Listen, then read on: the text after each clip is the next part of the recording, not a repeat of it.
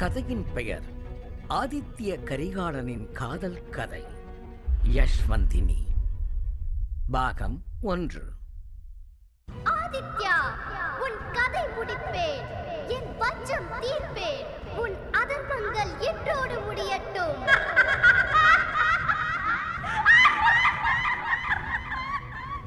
என பேய் சிரிப்பில் 5வது முறையாக ஆதித்யனின் நெஞ்சில் கூரிய வாளால் குத்தினாள் அவள்.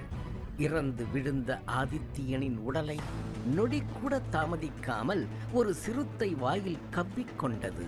ஐயோ ஐயோ, என்ன விற்று என்ன விற்று என்றபடி கத்திய தன் மகனின் அலறலை கேட்டு லக்ஷ்மி, என்னடா என்ன ஆச்சு என பதற்றத்துடன் கேட்டாள்.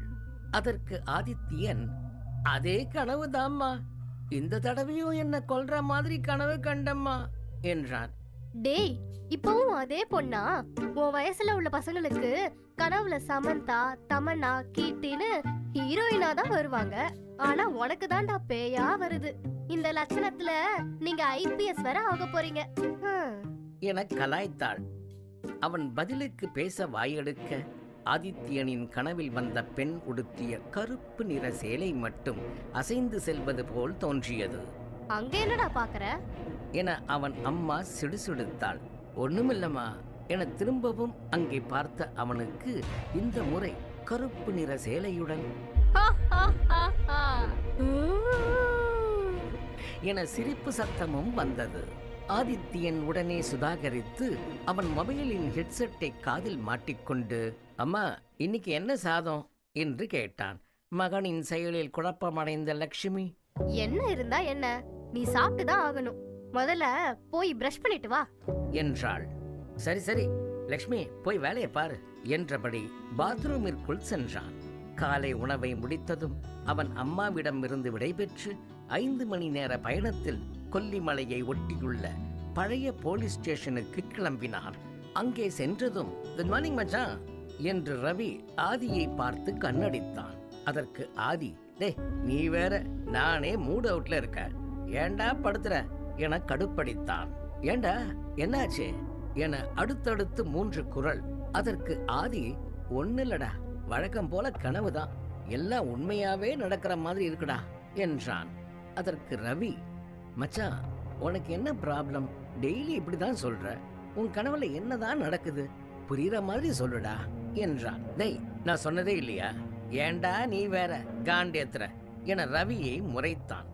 இந்த முறை ரவியின் அருகில் இருந்த சுஜின் ஆதியிடம், வேணும்னா நாம ட்ரீம் எக்ஸ்ட்ராக்ஷன் மிஷின்ல உன் கனவை ரெக்கார்ட் பண்ணலாமா என்றான். டேய், நான் என்ன தீவிரவாதியாடா?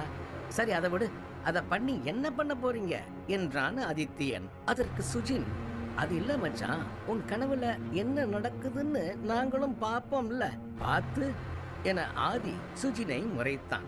அதற்கு சுஜின், உனக்கு ஹெல்ப் பண்ணலாமேன்னு நினைச்சோம், அவ்வளவுதான் என்றான். இது ஆதித்யனுக்கு சரியாய் பட்டது.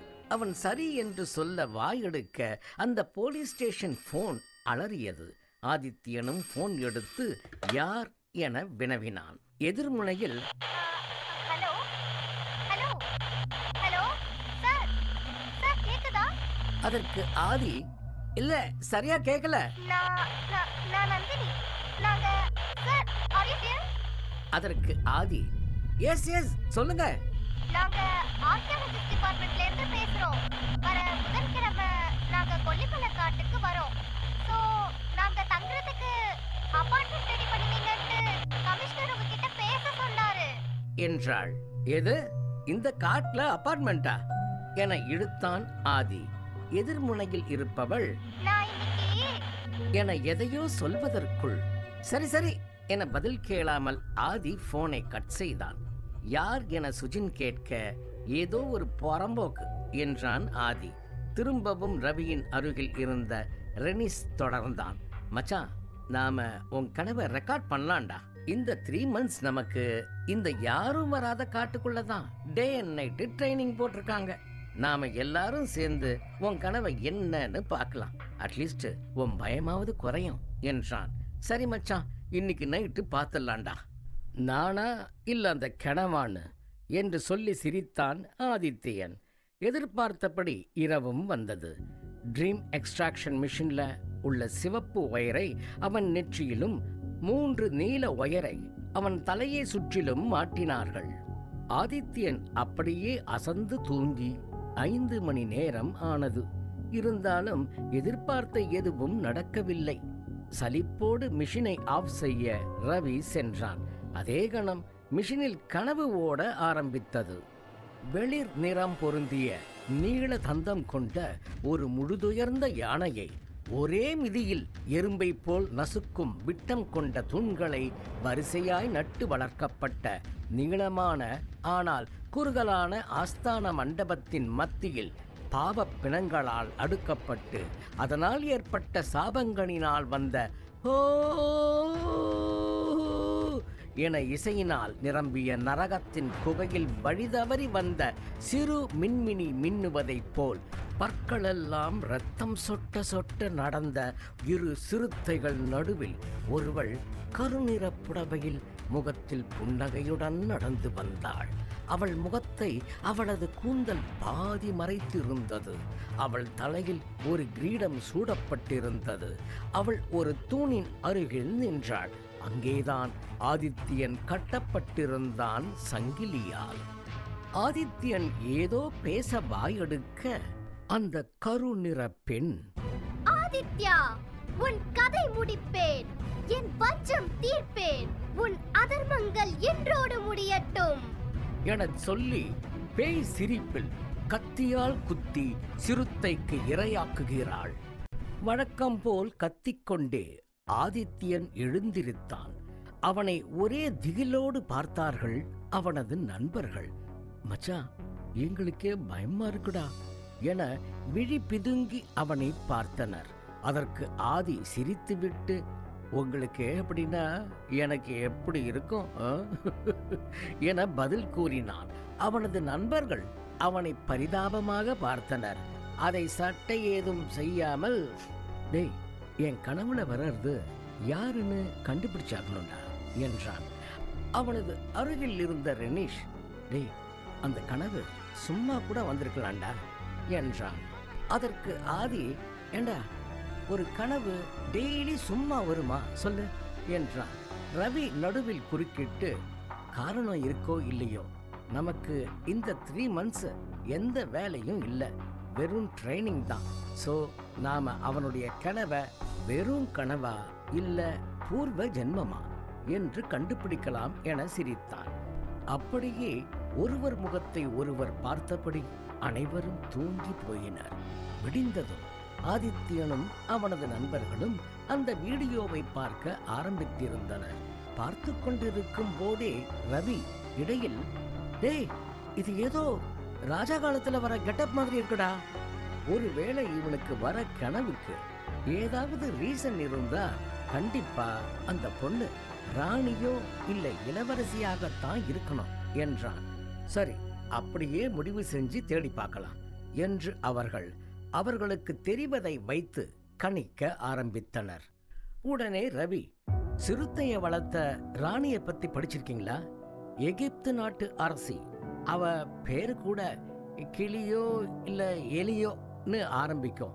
அவளும் 2 சிறுத்தைகளை வளர்த்துக்கிட்டு இருந்தாளாம். அவளுடைய பாதுகாப்பே அந்த சிறுத்தைகள் தானா என சொல்லிக் கொண்டிருக்க ரெனிஷ் குறுக்கிட்டு, நீ சொல்ற அந்த ராணி பேரு கிளியோ இல்ல எலியோ இல்ல, அவ பேரு கிளியோபாட்ரா.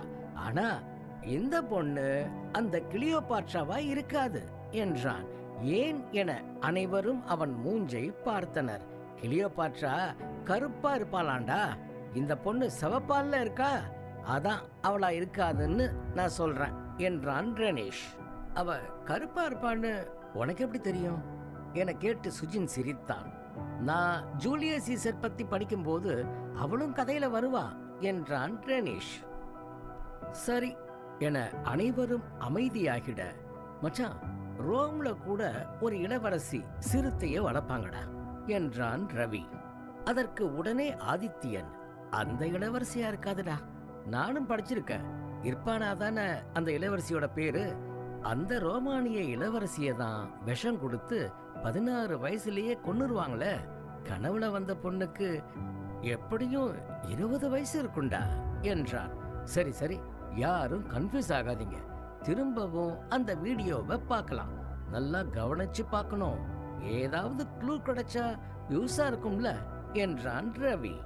அதனால் அனைவரும் மீண்டும் அந்த வீடியோவை கவனமாக பார்த்தனர். கனவில் வரும் ஆதித்யனுக்கு பின்னால் புலி சின்னம் இருப்பதை பார்த்தனர். அதேபோல் அந்த பெண்ணுக்கும் கழுத்தில் மீன் சின்னம் பச்சை குத்தி இருப்பதும் தெரிந்தது. ரவி, புலி சின்னம் ஸ்பாட்டன்ஸோடதுடா என ஆர்வக்கோளாறில் கத்திட, அதுவரை அமைதியாக இருந்த ரெனேஷ், டேய், கனவுல வந்தவ தமிழ்ல பேசுறா, அதை யாராவது கவனிச்சிங்களா என்றான். அட ஆமால்ல என மற்ற மூவரும் சிரித்தனர். முதல் நாள் அப்படியே முடிந்தது. அடுத்த நாள் அனைவரும் ஒரு சேர இருந்தனர். ரவி அனைவரிடமும், மச்சான்ஸ், தமிழ் ராஜாக்கள்ல புலி சின்னம் சோழர்களோடது. Yes, you are right. சரி, அதுல வர ராஜா இளவரசர் பேரெல்லாம் கூகுள்ல பார்க்கலாம் என ரெனிஷ் தனக்கு அருகில் இருந்த கம்ப்யூட்டரில் கூகுளை ஓபன் செய்தான். இதெல்லாம் கரெக்டு தான், ஆனா அவன் சோழ வம்சமா இல்லை அவள் சோழ வம்சமான்னு நாம எப்படி தெரிஞ்சுக்கிறது என்று இடையில் புகுந்து ரவி கேட்க, ஆதித்யன் குறுக்கிட்டு, அந்த பொண்ணோட கழுத்துல மீன் அடையாளம் இருக்கு, அது பாண்டியரோட சின்னம்னு கேள்விப்பட்டிருக்கேன். சோ மேக்சிமம் அவள் சோழ வம்சமா இருக்காது என கூறிவிட்டு ரெனீஷிடம், டேய், என் பேர்லயே தேடி பாடுறா என்றான். உன் பெயர்ல தான் உன்ன மாதிரியே உன் கனவுல வந்தவனும் இருப்பான்னு நினைக்கிறியா என்றான் ரவி. மச்சான், எனக்கு அப்படிதான் தோணுது, அதனாலதான் சொல்றேன் என ரவியை ஆதி முறைத்து விட்டு ரனீஷிடம் கூகுளை பார்க்க சொன்னான். கூகுளில் வாசித்து விட்டு ரனீஷ் ஆதித்யனிடம், மச்சான், உன் பேர்ல 2 பேர் இருக்காங்கடா, ஒருத்தர் ராஜா, இன்னொருத்தர் இளவரசர், இதுல நீ யாரா இருக்கும்னு கொஞ்சம் கெஸ் பண்றா என்றான் ரனீஷ். டேய், வெறுப்பேத்தாம 2 பேரோட லைஃப் பத்தியும் கொஞ்சம் படி என்று முறைத்தான். அதற்கு வாசிக்க தொடங்கியவன், முதலில் நாம் பார்க்க போவது ஆதித்ய கரிகாலன். இவன் முற்கால சோழர்களில் ஒருவன். இவன்தான் இமயமலை வரை வென்றவன். அநேகமாக இவனாக இருக்காது. உன் கனவில் வருவது என்று ரவியே தனது பேச்சை நிறுத்தி, ஏன்னு சொல்ற கேளு என தொடர்ந்தான். இவன் 70 வயசு வரைக்கும் உயிரோடு இருந்திருக்கான். சோ இவனா இருக்க வாய்ப்பு இல்லை என்றான். சரி, இன்னொருத்தனையும் பார்க்கலாம் என்றபடி திரும்பவும் ரவி வாசிக்க தொடங்கினான். தொடங்கிய கண நேரத்தில், ஆமாண்டா, இவன் பாதிலேயே இறந்துட்டான் என்றபடி ஆதித்யனின் மூஞ்சை பார்த்தான்.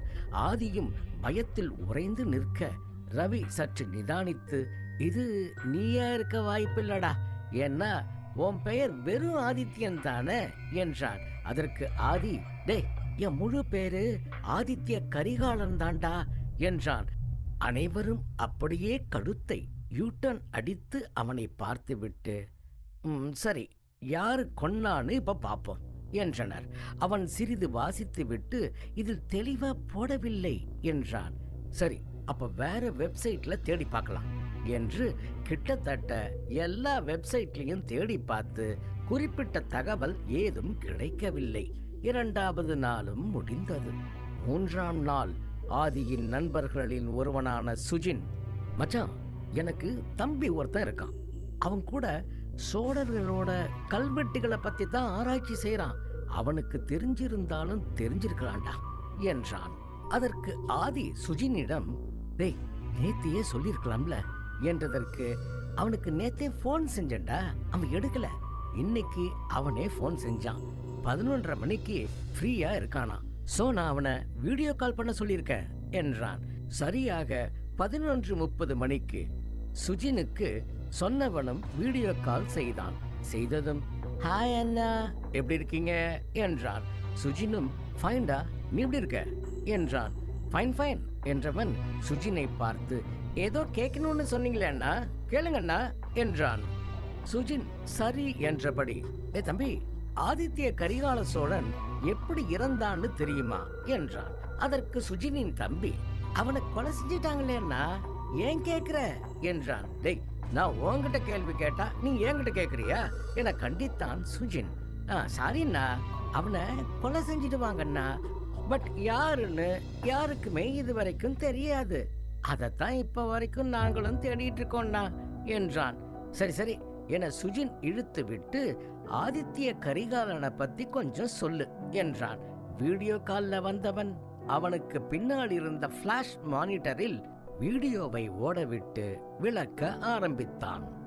பிற்கால சோழர்களின் 3வது அரசர் சுந்தர சோழர். அவரோட ஆட்சி காலத்துல தான் சோழர் ஆட்சி செலுத்திய பெரும்பாலான இடங்கள் பல்லவர்கள் மற்றும் சாளுக்கிய மன்னர்களால் கைப்பற்றப்பட்டது. ஒரு கட்டத்துல பாண்டிய மன்னனால சோழ வம்சமே அழிகிற நிலைமைக்கு வந்தது. அப்பதான் ஆதித்ய கரிகாலன் தன் படையை தலைமை தாங்கி போருக்கு சென்றான். குதிரையின் மேல் கொள்ளை பிரியம் கொண்ட அவன் 7000 குதிரை படைகளுடன் போருக்கு சென்றான். அப்போது அவனுக்கு 15 வயதுதான். அவன் அவனுடைய அப்பாவை போன்று இரக்க குணம் கொண்டவன் அல்ல. அவன் முதல் போரில் சாளுக்கிய மன்னனை தோற்கடித்து பின் அனைத்து சாளுக்கிய வீரர்களையும் சாளுக்கிய மக்களையும் கொன்றான். அதற்கான காரணம் இப்போது தேவையில்லை அண்ணா என்றபடி அடுத்த வெற்றி பல்லவர்களுக்கு எதிராக இவன் போர்த்திறனை பார்த்து பல்லவ படைகள் இவன் பக்கம் வந்ததாகவும் அதிக வரலாற்று அறிஞர்கள் கருதுகிறார்கள். என்ன இருந்தாலும் பல்லவர்களுக்கு எதிராக இவன் வென்றான். அடுத்த வெற்றி பாண்டிய மன்னனுக்கு எதிராக. ஆதித்ய கரிகாலன் பாண்டியனுக்கு எதிராக போர் தொடுத்தான். ஆதித்யனை விட 9 மடங்கு படைத்திறனும் தந்திரமும் பொருந்திய பாண்டிய மன்னனிடம் முதல் போரில் தோல்வியடைந்தான். போரில் தோற்றதினால் ஏற்பட்ட ஆத்திரத்தில் தன் பாட்டனார் பெரிய வேளாரை சேர்த்து திரும்பவும் போர் தொடுத்தான். இந்த முறையும் தோல்வி. இதனால் கோபமான ஆதித்ய கரிகாலன் அன்றிரவே பாண்டியரின் அரண்மனைக்குள் யாரும் அறியாமல் நுழைந்து பாண்டிய மன்னன் மற்றும் அவனது சந்ததி அனைவரையும் சதி செய்து வாளுக்கு இரையாக்கினான். அவனுடைய ஒரு பெண்ணை தவிர. அந்த பெண்ணை தன் வீரர்களுக்கு பரிசளித்தான் என்று சிலர் கூறுகின்றனர். சிலர் அவளை சித்திரவதை செய்து கொன்றிருக்க கூடும் என கருதுகின்றனர். ஆனால் எங்கள் ஆராய்ச்சிப்படி அவள் உயிரோடு எரிக்கப்பட்டிருக்கிறாள். அதுவும் தந்தை தாயின் முன்னில் என்று நினைக்கிறோம். பாண்டிய மன்னனின் தலையை 2ஆய் கிழித்து எறிந்ததால் அவனுக்கு வீரபாண்டியனின் தலையை கொண்ட சோழன் என்ற பெயர் வந்தது. இது நடந்து 1 வருடத்தில் அவனும் இறந்து விட்டான். அவன் உடல் 5 முறை வாளினால் குத்தப்பட்டுள்ளதாகவும் கூறப்படுகிறது. இதை கேட்ட நிகழ்கால ஆதித்யன், ஆமாண்டா 5 தடவை குத்னாடா என்றான். இம்முறை ஆதித்யன் சுஜினுக்கு எதிராக குறுக்கிட்டு, அவ பேரு என்ன என்றான். அவள் என்றால் யார் என்றான் எதிரே. கரிகாலனால் எரிக்கப்பட்ட இளவரசிடா என்றான் பதிலுக்கு. அவளுக்கு பல பெயர் உண்டு. அவள் பிறந்ததிலிருந்து யஷ்வந்தினி என்று அழைக்கப்பட்டாள் எனவும், ஆதித்யன் அவளை சப்தலிக்கா என்று அழைப்பான் எனவும் அறிஞர்கள் கூறுகிறார்கள். ஆதி திரும்பவும் அவனிடத்தில் அவளுக்கென்று அடையாளம் ஏதும் இருந்ததா என்றான். அதுதான் ரொம்ப ரொம்ப சுவாரஸ்யமானது அண்ணா என எதிரே சொன்னான். சரி, என்ன அது என ஆதித்யன் கேட்டான். சுஜினின் தமையன் பதிலுக்கு, அவள் முகம் 3/4 வாசி கூந்தலால் மறைக்கப்பட்டிருக்கும் என்றும், அவள் கழுத்தில் மீன் சின்னம் பச்சை குத்தப்பட்டிருக்கும் என்றும், கண்கள் நீல நிறத்தில் இருந்ததாகவும், அதனாலே அவள் பெயர் யஷ்வந்தினி என வைக்கப்பட்டது என்றும் சிலர் கூறுகின்றனர் என சுஜினின் தம்பி முடித்தான். ஆனால் இங்கே ஆதித்யன் அவன் பேசியதால் ஏற்பட்ட பயத்தில் ஏதும் பேசாமல் ஏதோ போல் நின்றிருந்தான். அதை கவனித்த ரெனிஷ் ஆதித்யனிடம், மச்சான், அவன் சொன்னதெல்லாம் சரியா, மேட்ச் ஆகுதா என்று கேட்க, அதற்கு ஆதித்யன், அச்சு அசலா அவன் சொல்றது அப்படியே இருக்குடா. என்ன ஒண்ணு, அவளோட முகத்தை கனவுல சரியா பார்க்க முடியல, அவ்வளவுதான் என்றான். டேய் லூசு பயல, அவன் சொன்னது கரெக்டா இருந்தாலும் அந்த பொண்ணு தான் உன்னை கொலை செய்தான்னு அவன் சொல்லலையே என்றான் ரவி. ஆதி பயத்தில், டேய் மச்சான், அவன் எப்படா சொன்னா அவ கொலை பண்ணலைன்னு? அவன் தெரியாதுன்னு தானே சொன்னா. அவன் சொன்னது எல்லாமே கரெக்டா என் ட்ரீமோட மேட்ச் ஆகும்போது அவ கொலை செஞ்சதும் உண்மைதானே என்றான். ரவியும் என தலையை அசைத்தான். ஆதி ஒருவித பயத்தில், அவ என்னையும் பழிவாங்கிடுவாளோ என புலம்பிக் கொண்டே, அப்படி பழிவாங்கிறதுக்கு என்ன ரீசனா இருக்கும் என உளறினான் ஆதித்யன். அதே நேரத்தில் ஸ்டேஷனில் எக்ஸ்கியூஸ் மீ என்ற பெண் குரல். ஆதித்யன் வாசலின் பக்கத்தில் நின்றதால் அந்த குரல் வந்த திசையை நோக்கி, எஸ், யார் நீங்க என்றான். சார், நான் சப்தலிகா. கமிஷனர் தான் சொன்னாங்க நீங்க எங்களுக்கு தங்குறதுக்கு இடம் ரெடி பண்ணியிருக்கீங்கன்னு. நீங்க யாருன்னே தெரியாத என ரவி கிண்டலாய் சிரித்தான். நான் ஃபோன் பண்ணியிருந்தேனே சார் என்றாள். அதற்கு ஆதித்யன், ஓ, ஃபோன் பண்ணது நீங்க தானா? ஆமா சார். உங்க ஐடி கார்டை காமிங்க என்றான். சக்தி ஆதித்யனிடம் ஐடி கார்டை நீட்டினாள். ஆதித்யன் அதை பார்த்ததும், பெயர் ஏன் யஷ்வந்தினின்னு போட்டிருக்கு என மெல்லிய குரலில் கேட்டான். Certificate name Yashwanthini sir. யஷ்வந்தினியா என பயத்தில் ஆதி உறைந்திட, அனைவரும் சற்று பயத்தில் அவளை பார்த்து திகைத்து நின்றனர். ரவி மட்டும் சற்று சுதாரித்து கொண்டு, உங்களோட கழுத்துல இருக்கிற டாட்டூ ரொம்ப அழகா இருக்கே என்றான். அதற்கு சப்தலிகா, அதுவா சார், அது நான் பிறந்ததுலேருந்தே இருக்கு என அந்த மீன் சின்னத்தை காண்பித்தாள். அதை பார்த்ததும் ஆதித்யன் மயங்கியதும் சரியாய் இருந்தது.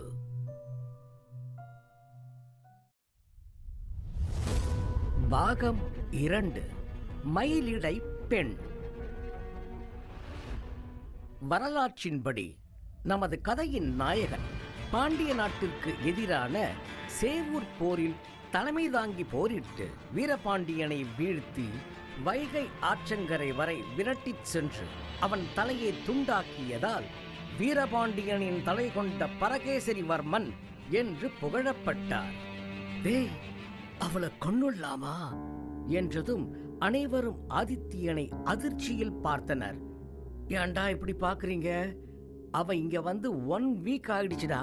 அவ இங்க வந்த நாள்ல இருந்து ஆர்கியாலஜி சம்பந்தமா எதையாவது செஞ்சாளா? ஆதியின் நண்பர்கள் இல்லை என தலையை அசைக்க, அவளை பார்க்கும் போதெல்லாம் எனக்கு பயமா இருக்குடா என தனது மனதில் இருந்த பயத்தை நண்பர்களிடத்தில் விவரித்தான் ஆதி. உடனே ரவி குறுக்கிட்டு, டேய், அப்படியெல்லாம் அவளால அவ்வளவு சீக்கிரம் உன்னை கொல்லிட முடியாதுடா மச்சான். உன்கிட்ட தான் கண் இருக்க. அது மட்டும் இல்ல, அவ சாதாரண பொண்ணுடா. அவளால உன்னை கொலை செய்ய முடியும்னு நினைக்கிறியா என்றான். அதற்கு ஆதி எதையோ சிந்தித்தபடி, டேய், நிச்சயம் தெரியும்டா, அவ என்ன கொன்னுடுவா என்றதும் பயங்கர சிரிப்பலையில் ஆதி சார், ஆதி சார் என ஓடி வந்தாள் தற்போதைய யஷ்வந்தினி. கணநேர சுதாரிப்பில் என்னவென எரிந்து விழுந்தான் ஆதி. அது அவளுக்கு பெரிதாய் படவில்லை. அவள், என்ன சார், எப்பயுமே கோவமா தான் இருப்பீங்களா என்ற பாவனையில் பார்த்துவிட்டு, அண்ணா அண்ணா, என்னோட பெட்டு வந்திருக்கு, பாக்குறியா என்றாள். ரவி சற்று மௌன புன்னகையில் சரி என்றான். யஷ்வந்தினி அவர்களை கண்டபடி டா டா என்று அழைத்தாள். ஸ்டேஷனின் வெளியில் இருந்து 2 சிறுத்தைகள் யஷ்வந்தினியை நோக்கி பாய்ந்தன.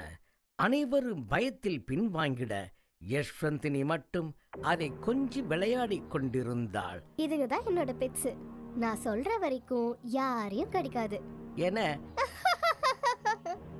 என்ற பேய் சிரிப்பு சிரித்தாள். யஷ்வந்தினி என்னவோ நிலவுடன் போட்டியிடும் அழகை கொண்டிருந்தாலும் அவள் சிரிப்போ மரண ஓலத்தையே மிஞ்சிவிடும் போல் இருந்தது. எப்போதும் அவளை கண்டு ஆதியே முதலில் பயப்படுவான். இம்முறை அவனோடு சேர்ந்து அவனது நண்பர்களும் பேச்சு மூச்சில்லாமல் நின்றனர். இம்முறை ஆதியே குறுக்கிட்டு, சிறுத்தையை யாராவது வளர்ப்பாங்களா? நம்ம கவர்மெண்ட் ரூல்ஸ் படி வனவிலங்குகளை வளர்க்கக்கூடாதுன்னு தெரியாதா உனக்கு என மேலும் மடுக்கிக் கொண்டே போனான். இதனால் பொறுமை இழந்த யஷ்வந்தினி, டே ஆதி, நான் இத வளர்க்கல சரியா? எல்லாம் தெரிஞ்சது போல பேசாத. இதெல்லாம் காட்டுல தான் வாழும். பட் வீக்லி ஒன்ஸ் என்ன பார்க்க எப்படியாச்சும் வந்துடும் என்று முறைத்தாள். அவள் முறைத்ததாலோ என்னவோ அவன் மேல் சிறுத்தைகளும் பாய தயாராக இருந்தன. சரி சரி, சாரி யஷோ, உன் பெட்ஸ கொஞ்சம் வெளியே கூட்டிட்டு போயிட ப்ளீஸ் என்றான். யஷ்வந்தினியும் இட்ஸ் ஓகே என்றபடி வருத்தத்தில் வெளியே சென்றாள். அவள் வெளியே சென்ற மறுநொடி ஆதியின் நண்பர்கள், இவள கொன்னுலாண்டா, இவ கண்டிப்பா உன்னை கொலை செய்ய வந்தவதான் என கோரஸாக சொன்னார்கள். ஆதித்யன் சரி எப்படி கொல்லலாம் என நண்பர்களிடத்தில் பேச ஆரம்பிக்க, சாளுக்கிய பல்லவ மன்னவர்களின் தலை கொண்ட சோழப்புலி ஆதித்ய கரிகாலன் வரான் வரான் என்று ஒருவன் முழங்கியது கேட்டது. திடுக்கிட்டு அந்த பக்கமும் இந்த பக்கமும் திரும்பி பார்த்தான் ஆதி. பிரம்மை என உணர்ந்த பின்பு, டேய் எப்படிரா அவளை கொல்றது என அவன் சொல்லி வாயை மூட, ஆதித்யா, என்னை நீ கொல்ல போகிறாயா? என்னை என்ன ஆற்றில் போகும் அரளி மீன் என நினைத்தாயா? நான் பாண்டியனின் திமிங்கலமடா என்ற அடுத்த குரல். திரும்பவும் அங்கும் இங்கும் பார்த்துவிட்டு இதுவும் பிரம்மைத்தான் போல உணர்ந்தவன் ஏதோ தோன்றியவனாய் ரவியிடம் கண்காட்டி அந்த மீஷியனை தலையில் மாட்டச் சொன்னான். ஏன் என நண்பர்கள் வினவினார்கள். அனைவரையும் ஆதி முறைத்தான். வேறு வழியின்றி அவர்களும் மாட்டி கணினியை பார்த்தனர்.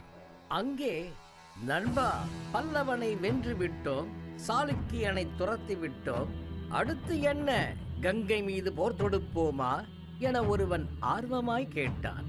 அவன் ரவியைப் போல் இருந்ததை பார்த்து திகைத்தனர் அனைவரும். இல்லை வந்தியத்தேவா, அடுத்து படையெடுப்பது வீரபாண்டியனின் மேல் என்றதும் அப்போதைய வந்தியத்தேவன் தற்போதைய ரவி, இளவரசே, பாண்டியனின் படை நம்மை விட 3 மடங்கு பெரியது என அதிர்ச்சி கொண்டான். ஆதித்யன் பதிலுக்கு, நமது ஒவ்வொரு சோழ புலிகளும் 1000 மீன்களுக்கு சமம் என முறைத்தான். இதற்கு மேல் பேசுவது மரியாதை அல்ல என சரி இளவரசே என்று பேச்சை முடித்தான். இருவரும் அவர்கள் வென்ற பல்லவனின் அரண்மனைக்கு சென்றதும் ஆதித்யன் தனது படைதளபதிகளுக்கு அழைப்பு விடுத்தான். அனைவரும் வந்த பின்பு, சோழரின் புலிச்சின்னத்தை காக்க போராடும் தமிழக சிங்கங்களே, அடுத்து நமது இலக்கு வீரபாண்டியன் என்றதும் ஆதித்யனை அவனது படைதளபதிகள் விழிபுதுங்க பார்த்தனர். ஆதித்யன் அவர்களை முறைத்தபடி, உங்கள் கருத்தை சொல்லுங்கள் என முகத்தில் கர்வமும் குரலில் கோபத்துடனும் கத்திட அனைவரும் அமைதியானார்கள். வந்தியத்தேவன் குறுக்கிட்டு, இளவரசே, நம்மிடம் யானை படைகள் குறைவாகவே உள்ளன. நாம் சோழ தேசத்தின் அரசரிடம் படைகளை அனுப்ப கோரலாமா என்றதும், தந்தை அதற்கு அனுமதி தருவது கடினம் என்றான். இதுவரை தெளிவாய் இருந்த அவனது முகம் சிறிது கடுகடுத்தது. அடுத்து ஒரு படை தளபதி, இளவரசே, நமது படைகள் அடுக்கடுக்கான போரின் மூலம் சோர்ந்துள்ளன. அதனால் அவர்களுக்கு போர் என்றால் அச்சம் என்பதல்ல. இருப்பினும் இங்குள்ள படைகள் பாண்டியனிடம் ஒப்பிட்டு பார்த்தால் மிகவும் குறைவு. எனவே அரசரிடம் படைகள் கேட்டு வேண்டுமானால் என அவர் இழுத்தார். அதுவும் அவனுக்கு சரியெனப்பட சற்று நிதானித்து, சரி தளபதியாரே, தந்தையிடம் படைகள் கேட்டு மடல் அனுப்புங்கள் என்று கட்டளையிட்டான். பின்பு அனைத்து தளபதிகளிடமும், நீங்கள் சோழ நாடு சென்று ஓய்விடுங்கள். நானும் என் நண்பன் வந்தியத்தேவனும் பாண்டிய நாட்டிற்கு ஒற்றுக்குச் செல்கிறோம் என்றான். இவனை வேண்டாம் என்று நம்மால் தடுக்க முடியாது என்றபடி அனைத்து தளபதிகளும் அமைதி காத்து அவரவர் அரண்மனைக்கு அனைவரும் கிளம்பினர். அடுத்த நாள் காலை இளவரசரும் அவரது நண்பனுமான வந்தியத்தேவனும் குதிரையில் கிளம்பினர். துங்கபத்திரை ஆற்றில் பயணம் தொடங்கப்பட்டது. 1 வார பயணத்தில் இக்கரையில் கண்டால் அக்கறை தெரியாத காவிரியையும் கடந்து அடுத்ததாக அமைந்த பொதிகை மலையையும் தாண்டி வைகையை அடைந்தனர். வைகையை அடைந்ததும், நண்பா, முத்தமிழ் வாழ்த்திய பாண்டிய நாட்டை அடைந்தோம் என ஆதித்யன் சொன்னான். வந்தியத்தேவன் அதற்கு, இளவரசே, நாம் இன்று இந்த ஆற்றுப்படுகையில் ஓய்வெடுத்து விட்டு காலையில் பாண்டிய நாட்டிற்குள் செல்லலாமே என்றான். அதற்கு ஆதித்யன், நண்பா, நமக்கு ஓய்வே கிடையாது. நாளை பாண்டிய நாட்டின் அரசனை கவனிக்கலாம். இன்று பாண்டிய காட்டின் அரசனை கவனிக்கலாம் என்றபடி வேட்டைக்கு தன் நண்பனை அழைத்தான். வந்தியத்தேவனும் உற்சாகத்துடன் காட்டிற்கு கிளம்பினான். ஏனென்றால் அவனுக்கு வேட்டை என்றால் கொள்ளை பிரியம். இருவரும் சூரிய ஒளி கூட செல்ல தயங்கும் பாண்டியனின் அடர்ந்த காட்டிற்குள் அடியெடுத்து வைத்தனர். ஆதித்யன், வீரபாண்டியனிடம் உள்ள பழியை இங்குள்ள சிங்கங்களிடம் காட்டி விடுகிறேன் என்று நண்பனிடம் சொல்லி சிரித்தான். அதே கணத்தில் என்ற சிரிப்பிற்கு பின், நல்லென்றே யாமம் சொல் அவிந்து இனிது அடங்கினரே மாக்கள் முனிவு இன்று நந்தலை உலகமும் துஞ்சும் ஓர் யான் மன்ற துஞ்சாதேனே என்ற பாடல் குயிலினும் இனிய குரலில் ஒலித்தது. முதலில் சிரித்த குரலுக்கும் பாடலின் குரலுக்கும் சம்பந்தம் இல்லாததால் சற்றே அதிக கவனத்துடன் பாடல் வந்த திசைக்கு சென்றனர். மீண்டும் அதே குரலில் அதே பாடல் ஒலித்திட ஆதித்யன் அவள் அழகு என்றான். அதே நேரத்தில் அதே கணத்தில் சற்றும் வேறுபாடின்றி வந்தியத்தேவனும் அழகு அவள் என்றான். இருவரும் ஒரு மௌன புன்னகையில் ஒருவரை ஒருவர் பார்த்தனர். இதற்கு பொருள் குதிரை பந்தயம். ஆதித்யன் தனது 15ஆம் வயதில் போர்க்களம் புகுந்தவன். வந்தியத்தேவனும் சற்றும் சளைத்தவன் அல்ல. தன் 18ஆம் வயதில் போர்க்களம் பார்த்தவன். நமது வீரர்கள் தங்களது வாளை நேசித்த அளவில் பெண்களின் மேல் கவனம் இதுவரை சென்றதில்லை. அது இன்று மாறிவிடும் வகையில் ஒருவருக்கொருவர் வேகமாக குதிரையை விட்டுச் சென்றனர் அந்த குயிலோசை பெண்ணை சந்திக்க. அதிவேகத்தில் சீரும் சிறுத்தையும் தனது இரையான மானை கண்டதும் சிறிது யோசிக்குமாம். அதுபோல்தான் இலக்கை அடைந்த அவர்கள் அப்படியே திகைத்து நின்றனர். குயிலோசையை தொடர்ந்து சென்றவர்களுக்கு மயிலை கண்டதும் அதன் அழகில் குயிலை மறந்த கதையாயிற்று அவர்களது நிலைமை. குயிலிசை பெண்ணின் மயிலிடை கவர்ச்சியால் வலைக்குள் சிக்குண்ட மீனாய் நின்றனர். தனது காந்தம் பதித்த கண்களால் யார் என வினவினாள் அந்த பெண். ஆதித்யன், நாங்கள் ஈழ நாட்டு வியாபாரிகள், பாண்டிய நாட்டில் வியாபாரம் செய்ய வந்திருக்கிறோம் என்றான். வந்தியத்தேவன் இன்னும் அவள் கவர்ச்சியில் இருந்து வெளிவந்தவனாய் தெரியவில்லை. அவர்களை பார்த்தபடியே நடந்தவள் என்ன நினைத்தாலோ தெரியவில்லை. மீண்டும் நல்லென்றே யாமம் சொல் அவிந்து இனிது அடங்கினரே மாக்கள் முனிவு இன்று நந்தலை உலகமும் துஞ்சும் ஓர் யான் மன்ற துஞ்சாதேனே என்ற பாடலை பாடினாள். அருமை பெண்ணே, அருமை என அவள் பெயர் என்னவென ஆதித்யன் வினவினான். காவிரியின் தவப்புதல்வனை கொல்ல வந்திருக்கும் தாமிரபரணியின் வீர மகள் நான் என கையில் இருந்த வேலை தூக்கி எறிந்தாள். அதை எதிர்பாராதவனாய் அதை தனது கையால் பிடித்தான் ஆதித்யன். வந்தியத்தேவனுக்கு என்ன நடக்கிறது என புரிய சிறிது கணம் பிடித்தது. புரிந்ததும் தனது இளவரசரை காப்பாற்ற கீழே குதித்தான். ஆதித்யன், தவறு செய்தாய் சப்தலிக்கா. உன்னுடைய அழகிய இடைகளுக்கு சேரவில்கள் வேண்டுமென்றால் ஏமாறலாம். நான் சோழ புலி என அந்த வேலை திருப்பி எறிந்தான். என சிரித்தவளாய், தான் சப்தலிக்கா இல்லை, யஷ்வந்தினி என முழங்கியபடி தன் வாளை எடுத்தாள். வந்தியத்தேவன் பெண்ணை தாக்கக்கூடாது என விதி கொண்டவன். அதே சமயம் தன் உயிருள்ளவரை இளவரசரை காக்க வேண்டும் என உறுதி கொண்டவன். இரண்டுக்கும் நடுவே அவன் குழம்பிக் கொண்டிருக்க இளவரசன் வேகமாக ஓடி யஷ்வந்தினியை தாக்கினான். ஆதித்யன் ஒரே வெட்டில் சிங்கத்தையும் கொன்றிருப்பவன். இன்று அதே வேகத்தில் அவளை தாக்கிட சற்றும் மசையாமல் நின்றாள் அவள். அப்போதுதான் அவள் தனக்கு இணையான பலம் கொண்டவள் என அவன் அறிந்தான். ஆதித்யனும் யஷ்வந்தினியும் அர்ச்சுனனையும் பீமனையும் போல சளைக்காமல் சண்டையிட வந்தியத்தேவன் அவளை தாக்கலாமா கூடாதா என்றபடி சிந்தித்திருந்தான். அதே சமயத்தில் நமது கதாநாயகி தனது பலத்தால் ஆதித்யனுக்கு வலது கையில் வாள் பதித்தாள். ரத்தம் சொட்ட சொட்ட ஆதித்யன் சண்டையிட அவன் மனதில் தோன்றியது, இவள் எங்கே வைத்திருந்தாள் இவ்வளவு பலத்தை? முகத்தை பார்க்கும்போது பிறந்த குழந்தையை மிஞ்சிவிடும் சிரிப்பு, சரியான கல்லிதான் போல என சண்டையிட்டே அவளின் இடையில் குத்த போனான். ஆதித்யன் வாளுக்கும் அவளின் அழகிய இடைக்கும் சிறிது இடைவெளிதான். நினைத்தால் குத்தியிருக்கலாம். இருந்தும் அவளது அழகிய இடையை காயமாக்க விரும்பாமல் தள்ளிவிட்டான். 2 அடி பின்னால் சென்றாள் அவள். யார் நீ? வாளின் தேவதையை மிஞ்சி விடுவாய் போல என்று அவளிடம் வினவினான். முத்தமிழின் காவலன் வீரபாண்டியனின் புதல்வி என்று தனக்கே உரிய வீரத்தில் சொன்னாள். இதுவரை சிரித்திருந்த ஆதித்யன் கொடூர பார்வையில் அவளை நோக்கி பாய்ந்தான்.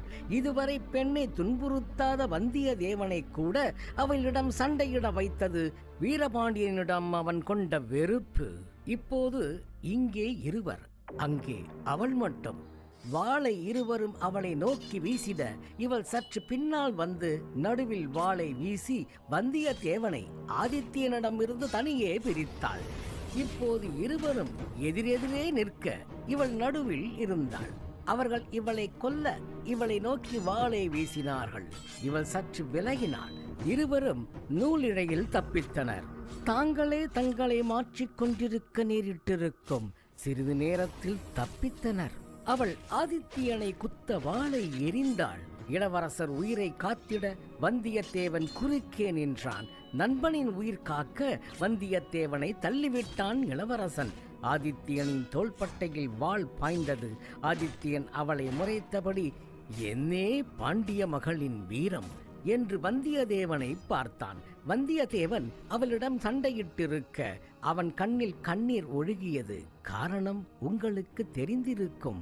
ஆதித்யன் வந்தியத்தேவனை விலக்கி அவளின் மார்பில் ஒரு அடி விட்டான். இதுவரை பாறை போல் நின்றவள் சற்று திடுக்கிட்டாள். அடுத்த தாக்குதலுக்கு அவள் செல்லும் முன் திரும்பவும் மார்பில் ஓங்கி முட்டால் இடித்தான். இதுவரை சற்றும் அசையாது நின்றவள் கொஞ்சம் வரை பீமனைப் போல் சண்டையிட்டவள் அடியின் வீரியத்தில் கதிகலங்கி நின்றாள். இருவரும் தனது முட்டியால் மீண்டும் அவளின் மார்பில் மிதிக்க அப்படியே விழுந்தாள். விழுந்தும் மாத்திரம் அடங்காமல் அவளின் இடையில் மிதித்து கத்தியால் குத்தச் சென்ற ஆதித்யன் திடீரென்று நின்றவனாய், என்னை குத்தியதால் உன்னை உயிரோடு விடுகிறேன். நண்பனின் மேல் துளி கத்திப்பட்டிருந்தாலும் இந்த உயிர் உனக்கானது அல்ல என்றான். அவள் என்ற பேய் சிரிப்பு சிரித்து, டேய் மூடா என்றாள். இளவரசன் அவளை முறைத்து பார்த்துவிட்டு, இவள் நம்மை வாழ்நாளில் மறக்கவே கூடாது என்று தனது வாளை அவளின் அருகில் கொண்டு சென்று அவள் கழுத்தில் தனது வாளால் மீனை வரைந்திருந்தான். அவள் வலியால் கத்திக்கொண்டிருக்க, அமைதி சப்தலிக்கா என்றான். என் பெயர் சப்தலிக்கா இல்லை என அவள் வலியுடன் சேர்த்து கத்தினாள். எங்கள் நாட்டில் நடு சாமத்தில் ஆண்களை மயக்கி உயிரை கொல்லும் துர் ஆத்மா ஒன்றுள்ளது. அதுபோல் நீயும். ஆகவே சப்தலிக்கா என்றேன் என வரைந்து முடித்தான் ஆதித்யன். பாகம் 3. விதி. சுந்தர சோழருக்கு பின் உத்தம சோழன் சோழ தேசத்தின் ராஜாவாக முடிசூடினான்.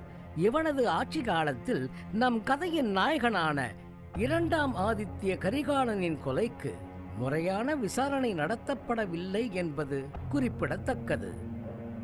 காயப்பட்ட தன் நண்பனிடம், நண்பா, என்னை மன்னித்து விடு. உன்னை என்னால் அவள் தாக்குதலிலிருந்து காத்திட முடியாமல் போனதற்கு என்றான் வந்தியத்தேவன். ஆதித்யனோ, நண்பா, அப்பெண்ணின் தாக்குதலை கவனித்தாயா? நாம் வாளினை சுற்றும் போது நமது தோள்பட்டை வலது சரிந்து இடது உயர்ந்திருக்கும். காரணம், நாம் வலதுபுறமாக வாள் சுற்றுவோம். அதுபோல் சிலர் இடதுபுறம் சுற்றுவார்கள். அவர்களுக்கு இடது உயர்ந்து வலது தாழ்ந்து காணப்படும். ஆனால் அவளோ எந்த ஒரு புறமும் அவளது தோள் சாயாமல் சண்டையிட்டாள். அதனாலேயே மிகவும் எளிதாக நம் இருவரின் வாளையும் அவளால் கையாள முடிந்தது என்றான். வந்தியத்தேவன் குறுக்கிட்டு, இக்கலையை நாம் கேள்விப்பட்டதே இல்லை. யார் பயிற்றிருப்பார்கள் அவளுக்கு? பாரதம் முழுவதும் போரிட்டு விட்டோம், யாரும் எவ்வாறு சண்டையிட்டு பார்க்கவில்லையே என்றான். நாம் பார்க்கவில்லைதான், ஆனால் ஒருவன் இருக்கிறான், நம்மை போரில் சந்திக்காதவன். அவன் கற்றுக் கொடுத்திருக்கலாம் என்றான் ஆதித்யன். வந்தியத்தேவன், யார் என்றவாறு பார்த்தான். வீரபாண்டியன் என்று சிரித்தான் ஆதித்தியன். அச்சிரிப்பு முழுவதும் பழிதான் இருந்தது. இவ்வாறே அவர்கள் பேசியபடி குதிரை ஓட்டி நடந்து சென்றனர். ஆதித்தியனுக்கு தான் செய்தது தவறோ, அவளை தாக்கியிருக்க கூடாதோ என்றபடி யோசித்து வந்தான். திடீரென குதிரைகள் பாயும் சத்தத்தில் இருவரும் பதுங்கி நின்றனர். சுமார் 100 வீரர்கள் காட்டினுள் புகுந்து எதையோ தேடுவது போல் இருந்தது. சற்று நேர கணிப்பில் தான் புரிந்தது அவர்கள் இளவரசியை தேடுகிறார்கள் என்று. வீரர்களின் கண்ணில் படாமல் நம்மவர்கள் ஒரு அகன்ற மரத்தின் பின்னால் ஒளிந்தார்கள். அவர்கள் சென்றதும் இருவரும் குதிரையை ஓய்வுக்கு மரத்தில் கட்டிவிட்டு காலார நடந்தனர். தூரத்தில் ஒரு அகன்ற மண்டபம் தென்பட வந்தியத்தேவன், நண்பனே வா, அங்கே படுத்துவிட்டு காலையில் நாம் பாண்டியனை நலம் விசாரிக்கப் போகலாம் என்றபடி சிரித்தான். இருவரும் அங்கே சென்றனர். ஆனால் அங்கே அந்த இடத்தை ஏற்கனவே ஒரு கூட்டம் ஆக்கிரமித்து இருந்தது. சரி, சண்டையிட இது நேரமில்லை என்றபடி அவர்களுடன் படுத்துக் கொண்டனர்.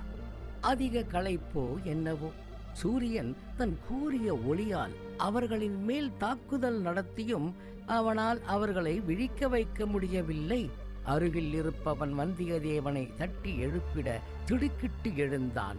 அவனை சுற்றி இருந்தவர்கள் அனைவரும் அரேபியர்கள் போல் இருந்தனர். அவனை எழுப்பியதும் ஒரு அரேபியன்தான். வந்தியத்தேவன் ஆதித்தியனை எழுப்ப அவனும் உடனே எழுந்திட்டான். சுற்றி பார்த்தான். அனைவர் முகமும் ஒரே போல் தெரிந்திடும் அளவுக்கு தாடி வைத்திருந்தனர்.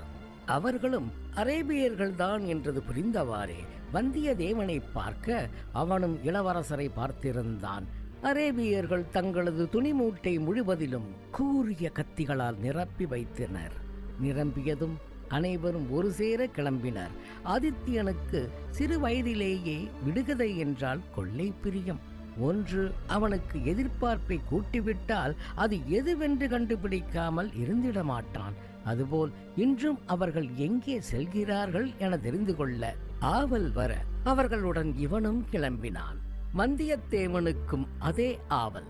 இளவரசரை தடுக்காமல் அவனும் சென்றான். வந்தியத்தேவன் கூட்டத்தில் இருந்த ஒவ்வொருவரையும் தனித்தனியாய் கவனித்து வந்து கொண்டிருந்தான். யார் யார் வாள் வைத்திருக்கிறார்கள், யாரெல்லாம் வலது இடது பழக்கம் கொண்டவர்கள், வேல் வைத்தவர்கள் யார் யார் என்றவாறு கவனித்து வந்து கொண்டிருந்தான். திடீர் தாக்குதலில் எவ்வாறு தப்பிப்பது என்றும் கூட சிந்தித்து இருந்தவனின் மனதில் திடீரென உதித்தது, ஏன் இவர்கள் நம்மை அடையாளம் காணவில்லை? நீண்டு யோசித்தவனின் மூளையில் சற்று கணிப்பில் இவர்கள் பல்வேறு இடத்தில் இருந்து சிறு சிறு குழுக்களாக சேர்ந்தவர்களாய் இருக்க வேண்டும். ஒரே கூட்டமாக வந்தவர்கள் அல்ல. அதனாலேயே நம்மை அடையாளம் காணவில்லை. எதற்காக சேர்ந்திருப்பார்கள் என்று யோசித்து ஆதித்தியனை பார்த்தான். ஆதித்தியன் தனது குதிரையின் மேல் படுத்து குதிரையுடன் பேசி வந்து கொண்டிருந்தான். ஆதித்தியன் தன் வாளின் மேல் நம்பிக்கை கொண்டவன். அதைவிட தன் பலத்தின் மேல். ஒவ்வொரு போரிலும் முதலில் சிக்கலில் மாட்டிக்கொள்வான், இறுதியில் தனக்கே உரிய பலத்தில் தப்பித்துக் கொள்வான். இவை எல்லாவற்றையும் விட தன் நண்பனின் மேல் அபார நம்பிக்கை அவனுக்கு. அதனாலேயே எதை பற்றியும் கவலை இல்லாமல் வந்து கொண்டிருந்தான். அவர்கள் காட்டை தாண்டி நாட்டை அடைந்த சமயத்தில் மக்கள் கூட்டம் கூட்டமாக பயணப்பட்டனர். அவர்களின் நெரிசலில் சிக்காமல் இருக்க அனைவரும் குதிரையை வேகமாக செலுத்தினர். சிறிது தூரம் கடந்ததும் கட்டிடங்கள் சற்று பெரிதுபட ஆரம்பித்திருந்தது. தாமிரபரணி என நினைக்கிறேன். மக்கள் கூட்டம் கூட்டமாக ஆற்றில் விளையாடினர். அதை பார்த்ததும் அவர்களுக்கு ஏதோ விசேஷ தினம் என்று மட்டும் புரிந்தது. இவ்வாறே மதுரையை அடைந்தனர். அங்கே வந்தியத்தேவனுக்கு ஏமாற்றத்தை அளித்தது. காரணம், வானுயர்ந்த கட்டிடங்கள் ஏதும் இல்லை. ஒரே ஒரு அரண்மனை மட்டும் கொஞ்சம் பெரிது. ஆனால் அதுவும் சொல்லும் அளவில் இல்லை. இதனால் சற்று ஏளனமான சிரிப்பில் ஆதித்தியனை பார்த்து, இளவரசே, இவர்களின் கட்டிடக்கலையில் சிறப்பே இல்லையே. இவர்களை சோழர்களுடன் நீர் ஒப்பிடலாமோ என நகைத்தான். ஆதித்தியன் வந்தியத்தேவனை பார்த்து, பாண்டியர்கள் ஆடம்பரத்தில் நாட்டமற்றவர்கள். அவர்கள் பூமியை பெரிதும் நேசிப்பவர்கள். இன்றும் கூட பூமியில் அமர்ந்தே உண்பார்களாம். அரசர் கூட எப்போதும் அரியாசனத்தில் அமரமாட்டாராம். தேவையின் போதுதான் அமர்வார் என்று கூறி அவர்கள் எளிமையில் சிறந்தவர்கள், வீரத்திலும் கூடத்தான் என பெருமையாய் சொல்லி முடிக்க அரண்மனையும் வந்தது. வாசலில் சொல்லும் அளவிற்கு வீரர்கள் இல்லை. 2 வீரர்கள் மட்டுமே இருந்தனர். அரேபியர்கள் வீரர்களிடம் எதையோ காண்பித்து உள்ளே சென்றார்கள். வீரபாண்டியன் அவர்களை வரவேற்றான். என்னதான் வீரபாண்டியனின் மேல் வன்மம் இருந்தாலும் அவனை ஆர்வமாக, அதே சமயத்தில் மரியாதையாகவும் பார்த்தனர் நம் வீரர்கள். அவன் அவர்களை அரண்மனை முற்றத்தில் அமர்த்திவிட்டு உள்ளே சென்றான். அரண்மனை உள்ளேயும் யாரும் இல்லை. அரசரோடு 2 இருந்தனர். அவர்கள் முதன்மை தளபதி மற்றும் மந்திரியாக இருக்கும் என நம்மவர்கள் நினைத்தார்கள். பாண்டியன் உள்ளே சென்று யஷ்வந்தினியை அழைத்து வர அவள் தனது கூந்தலால் தனது பாதி முகத்தை மறைத்திருந்தாள். மீனின் அடையாளம் தெரியக்கூடாது என்பதற்காகவே அவள் மறைத்திருக்க வேண்டும் என நினைத்தான் வந்தியத்தேவன். வந்ததும் அவள், நாளை எனக்கு சுயம்வரம். நான் நாளை நீங்கள் கொண்டு வந்த உடையை அணிந்து வெளியே சென்றால் சூரிய பகவானே என் அழகில் மயங்கி என்னை மணக்க வர வேண்டும் என்று கூறி சிரித்துக்கொண்டே அருகில் வர பாண்டியனும் மற்ற 2 சற்று தூரத்தில் இருந்தனர். ஆதித்யன் அவள் அழகில் மயங்கி அவளையே பார்த்தான். வந்தியத்தேவனுக்கு ஒரே குழப்பம். அவர்கள் ஆடையை தங்களுடன் எடுத்து வரவில்லையே, ஆயுதம்தானே எடுத்து வந்தார்கள் என்றவாறு குழம்பிக் கொண்டிருக்கும் போது அதற்கு ஏற்றது போல் முன் வரிசையில் ஒருவன் யஷ்வந்தினியை குத்த கத்தியை எடுத்து மறைத்தான். என்ன நடக்கும் என்று புரிந்தவனாய் வந்தியத்தேவனுக்கு சந்தோஷம் தாங்க முடியவில்லை. இதோடு பாண்டிய நாட்டின் கதை முடிந்தது என்றபடி அவனும் வாளை எடுத்தான். யஷ்வந்தினி அவர்களை அருகில் வந்து காண்பிக்குமாறு ஆணையிட ஒருவன் அவள் கவனிக்காத திசையில் அவளை குத்த எத்தனித்தான். அதை கவனித்த ஆதித்யன் சப்தலிகா என்று கத்தினான். அவள் சுதாரித்து சற்று விலகினாள். அதற்குள் 2 அரேபியர்கள் அவளை கொன்றிட முயல ஆதித்யன் எதிரே குறுக்கிட்ட ஒருவனின் கழுத்தை வெட்டினான். மற்றொருவனுக்கு அவனது இதயத்தில் வாள் பதித்தான். மறுமுனையில் அரேபியர்கள் வீரபாண்டியனை கொல்ல ஓடினர். வந்தியத்தேவனும் ஓடி முதலில் சென்றான். எப்படியாவது பாண்டியனை கொல்ல வேண்டும் என்ற வெறி அவன் மனதின் ஒரு புறத்தில் இருக்க, அவனது மனதின் இன்னொரு புறத்தில் இப்போது நாம் வீரபாண்டியனை கொன்றாலும் அரேபியனில் யாராவது கொன்றாலும் சோழருக்கே அவமானம். அதனால் அவனை நேரில் நின்று வீழ்த்தலாம், துரோகத்தால் அல்ல. இப்போது வேண்டாம் என ஒலித்தது. இதனால் ஓடியவன் சற்று வேகத்தை தனித்து திரும்பினான். வீரபாண்டியனுக்கு சிறிது அருகிலேயே நின்றான். அவன் பின்னால் வந்த அரேபிய வீரன் ஒருவனின் உடலில் கத்தியை செலுத்தி இன்னொருவனை தன் பலத்தால் கீழே தள்ளினான். வீரபாண்டியனுக்கு குழப்பம். தன்னை கொல்ல வந்து ஏன் இவர்கள் சண்டையிடுகிறார்கள் என்று. பின்புதான் உணர்ந்தான் தன் மகள் அரேபியரின் அருகில் நிற்கிறாள் என்று. வேகமாக ஓடிச் செல்ல எத்தனிக்க அவன் பின்னால் அவனோடு நின்ற 2 ஆம், அந்த பாண்டிய நாட்டவர் 2 பாண்டியனின் மேல் வாளால் குத்தினர். வீரபாண்டியன் வலியால் துடித்து அலறினான். வந்தியத்தேவன் திரும்பி பார்க்க பாண்டிய நாட்டின் முதன் மந்திரி வீரபாண்டியனை முதுகில் குத்தியது தெரிந்தது. அவசரமாக முன்பக்கம் சண்டையிட்டு பின்பக்கம் நகர்ந்து வீரபாண்டியனை ஒரே கையில் தாங்கி துரோகிகளையும் எதிரிகளையும் ஒரே நேரத்தில் சமாளித்திருந்தான். ஆதித்யன் யஷ்வந்தினியின் மேல் வாழ்படாமல் அரேபியருடன் சண்டையிட்டுக் கொண்டிருக்க, யஷ்வந்தினியும் தன் பங்கிற்கு அரேபியர்களை கொன்றாள். அவர்களின் மனம் பதற்றப்படாமல் இருந்தது. ஏனெனில் இவர்களின் பின்னால் நடந்ததை இவர்கள் கவனித்ததாய் தெரியவில்லை. ஆதித்யன் தன் நண்பன் பத்திரமாய் இருக்கிறான் என்றும் யஷ்வந்தினி தந்தை பத்திரமாய் இருக்கிறார் என்றும் நினைத்து மிகவும் நேர்த்தியாக சண்டையிட்டனர். அங்கே வந்தியத்தேவனுக்கு நிலைமை மோசமானது. அவன் ஒருபுறம் அரசரையும் மறுபுறம் தனது வாளையும் வைத்து சண்டையிட அவனது கண்கள் இளவரசரையே தேடின. முக்கால்வாசி அரேபியனின் தலையை வந்தியத்தேவன் துண்டிக்க இவ்வாறு சென்றால் நம் திட்டம் வீண் என உணர்ந்த துரோகிகளில் ஒருவன் பாண்டியனின் மேல் வில்லை எறிந்தான். அந்த வில் பாண்டியனின் மேல் படாமல் வந்தியத்தேவன் தன்மேல் வாங்கிக் கொள்ள இன்னொரு அரேபியன் வேலால் வந்தியத்தேவனை முதுகில் குத்தினான். இதற்கு மேல் சண்டையிட முடியாது, ஆனால் இருவர் மட்டுமே எதிரிகளில் இருக்கின்றனர் என சிந்தித்தவனின் மனதில் தோன்றிய திட்டத்தின் பயனாக பாண்டியனை பின்னால் குத்தியவனின் மேல் தள்ளினான். அவன் நிலை தடுமாறி கீழே விழ முன்னால் நின்றவனின் மேல் கத்தியை செலுத்திவிட்டு பின்னால் விழுந்தவனின் தலையை வெட்டிவிட்டு கீழே சரிந்தான். வீரபாண்டியன் தன் உயிர் காப்பாற்றிய தம் வீரனின் முகத்தை ஒரு கணம் பார்த்து தூக்கி சுவரில் சாய்த்து நிற்க வைத்தான். ஆதித்தியனும் யஷ்வந்தினியும் வெற்றிகரமாக அரேபியர்களை வீழ்த்திவிட்டு திரும்பி பார்க்க அவர்களின் கண்ணிற்கு வீரபாண்டியன் வந்தியத்தேவனின் மேல் கத்தியை குத்துவது போல் தோன்றியது. அதன் காரணமாக ஆதித்தியன் அதிர்ச்சியில் வேக வேகமாக ஓடிச் சென்று பாண்டியனை கீழே தள்ளினான். அவன் பிடித்திருந்த வந்தியத்தேவனும் கீழே சரிந்தான். ஆதித்தியன் நண்பனின் மேல் உள்ள பற்றால் என்ன நடந்திருக்கும் என யூகிக்காமல் பாண்டியனை குத்த முயல யஷ்வந்தினி தன் வாளால் அதை தடுத்தாள். நண்பனின் மேல் இதுவரை சிறு காயத்தை பார்க்காதவன், தனக்கு ஏதாவது ஒன்று எனில் தன் உயிரை கொடுத்து காப்பவன், சூரியனை விட பிரகாசமாக சிரிப்பவன், அதைவிட தன் தங்கையின் காதலன் என தன் வாழ்க்கையின் மிகவும் முக்கியமானவன் இப்படி சரிந்திருப்பதை முதலில் பார்ப்பதால் என்னவோ யஷ்வந்தினியின் வாளை தனது முழு பலத்தில் தாக்கிட வாள் எங்கோ விழுந்தது. பின் வீரபாண்டியனின் தலையெடுக்க வேகமாக வாள் வீச பாண்டிய இளவரசி தன் அரசரின் உயிர் காக்க காலில் விழுந்து கெஞ்சினாள். ஆதித்தியனுக்கு யஷ்வந்தினியின் மேல் இயற்கையாக ஈடுபாடு உண்டு, ஆனால் இந்த முறை அல்ல.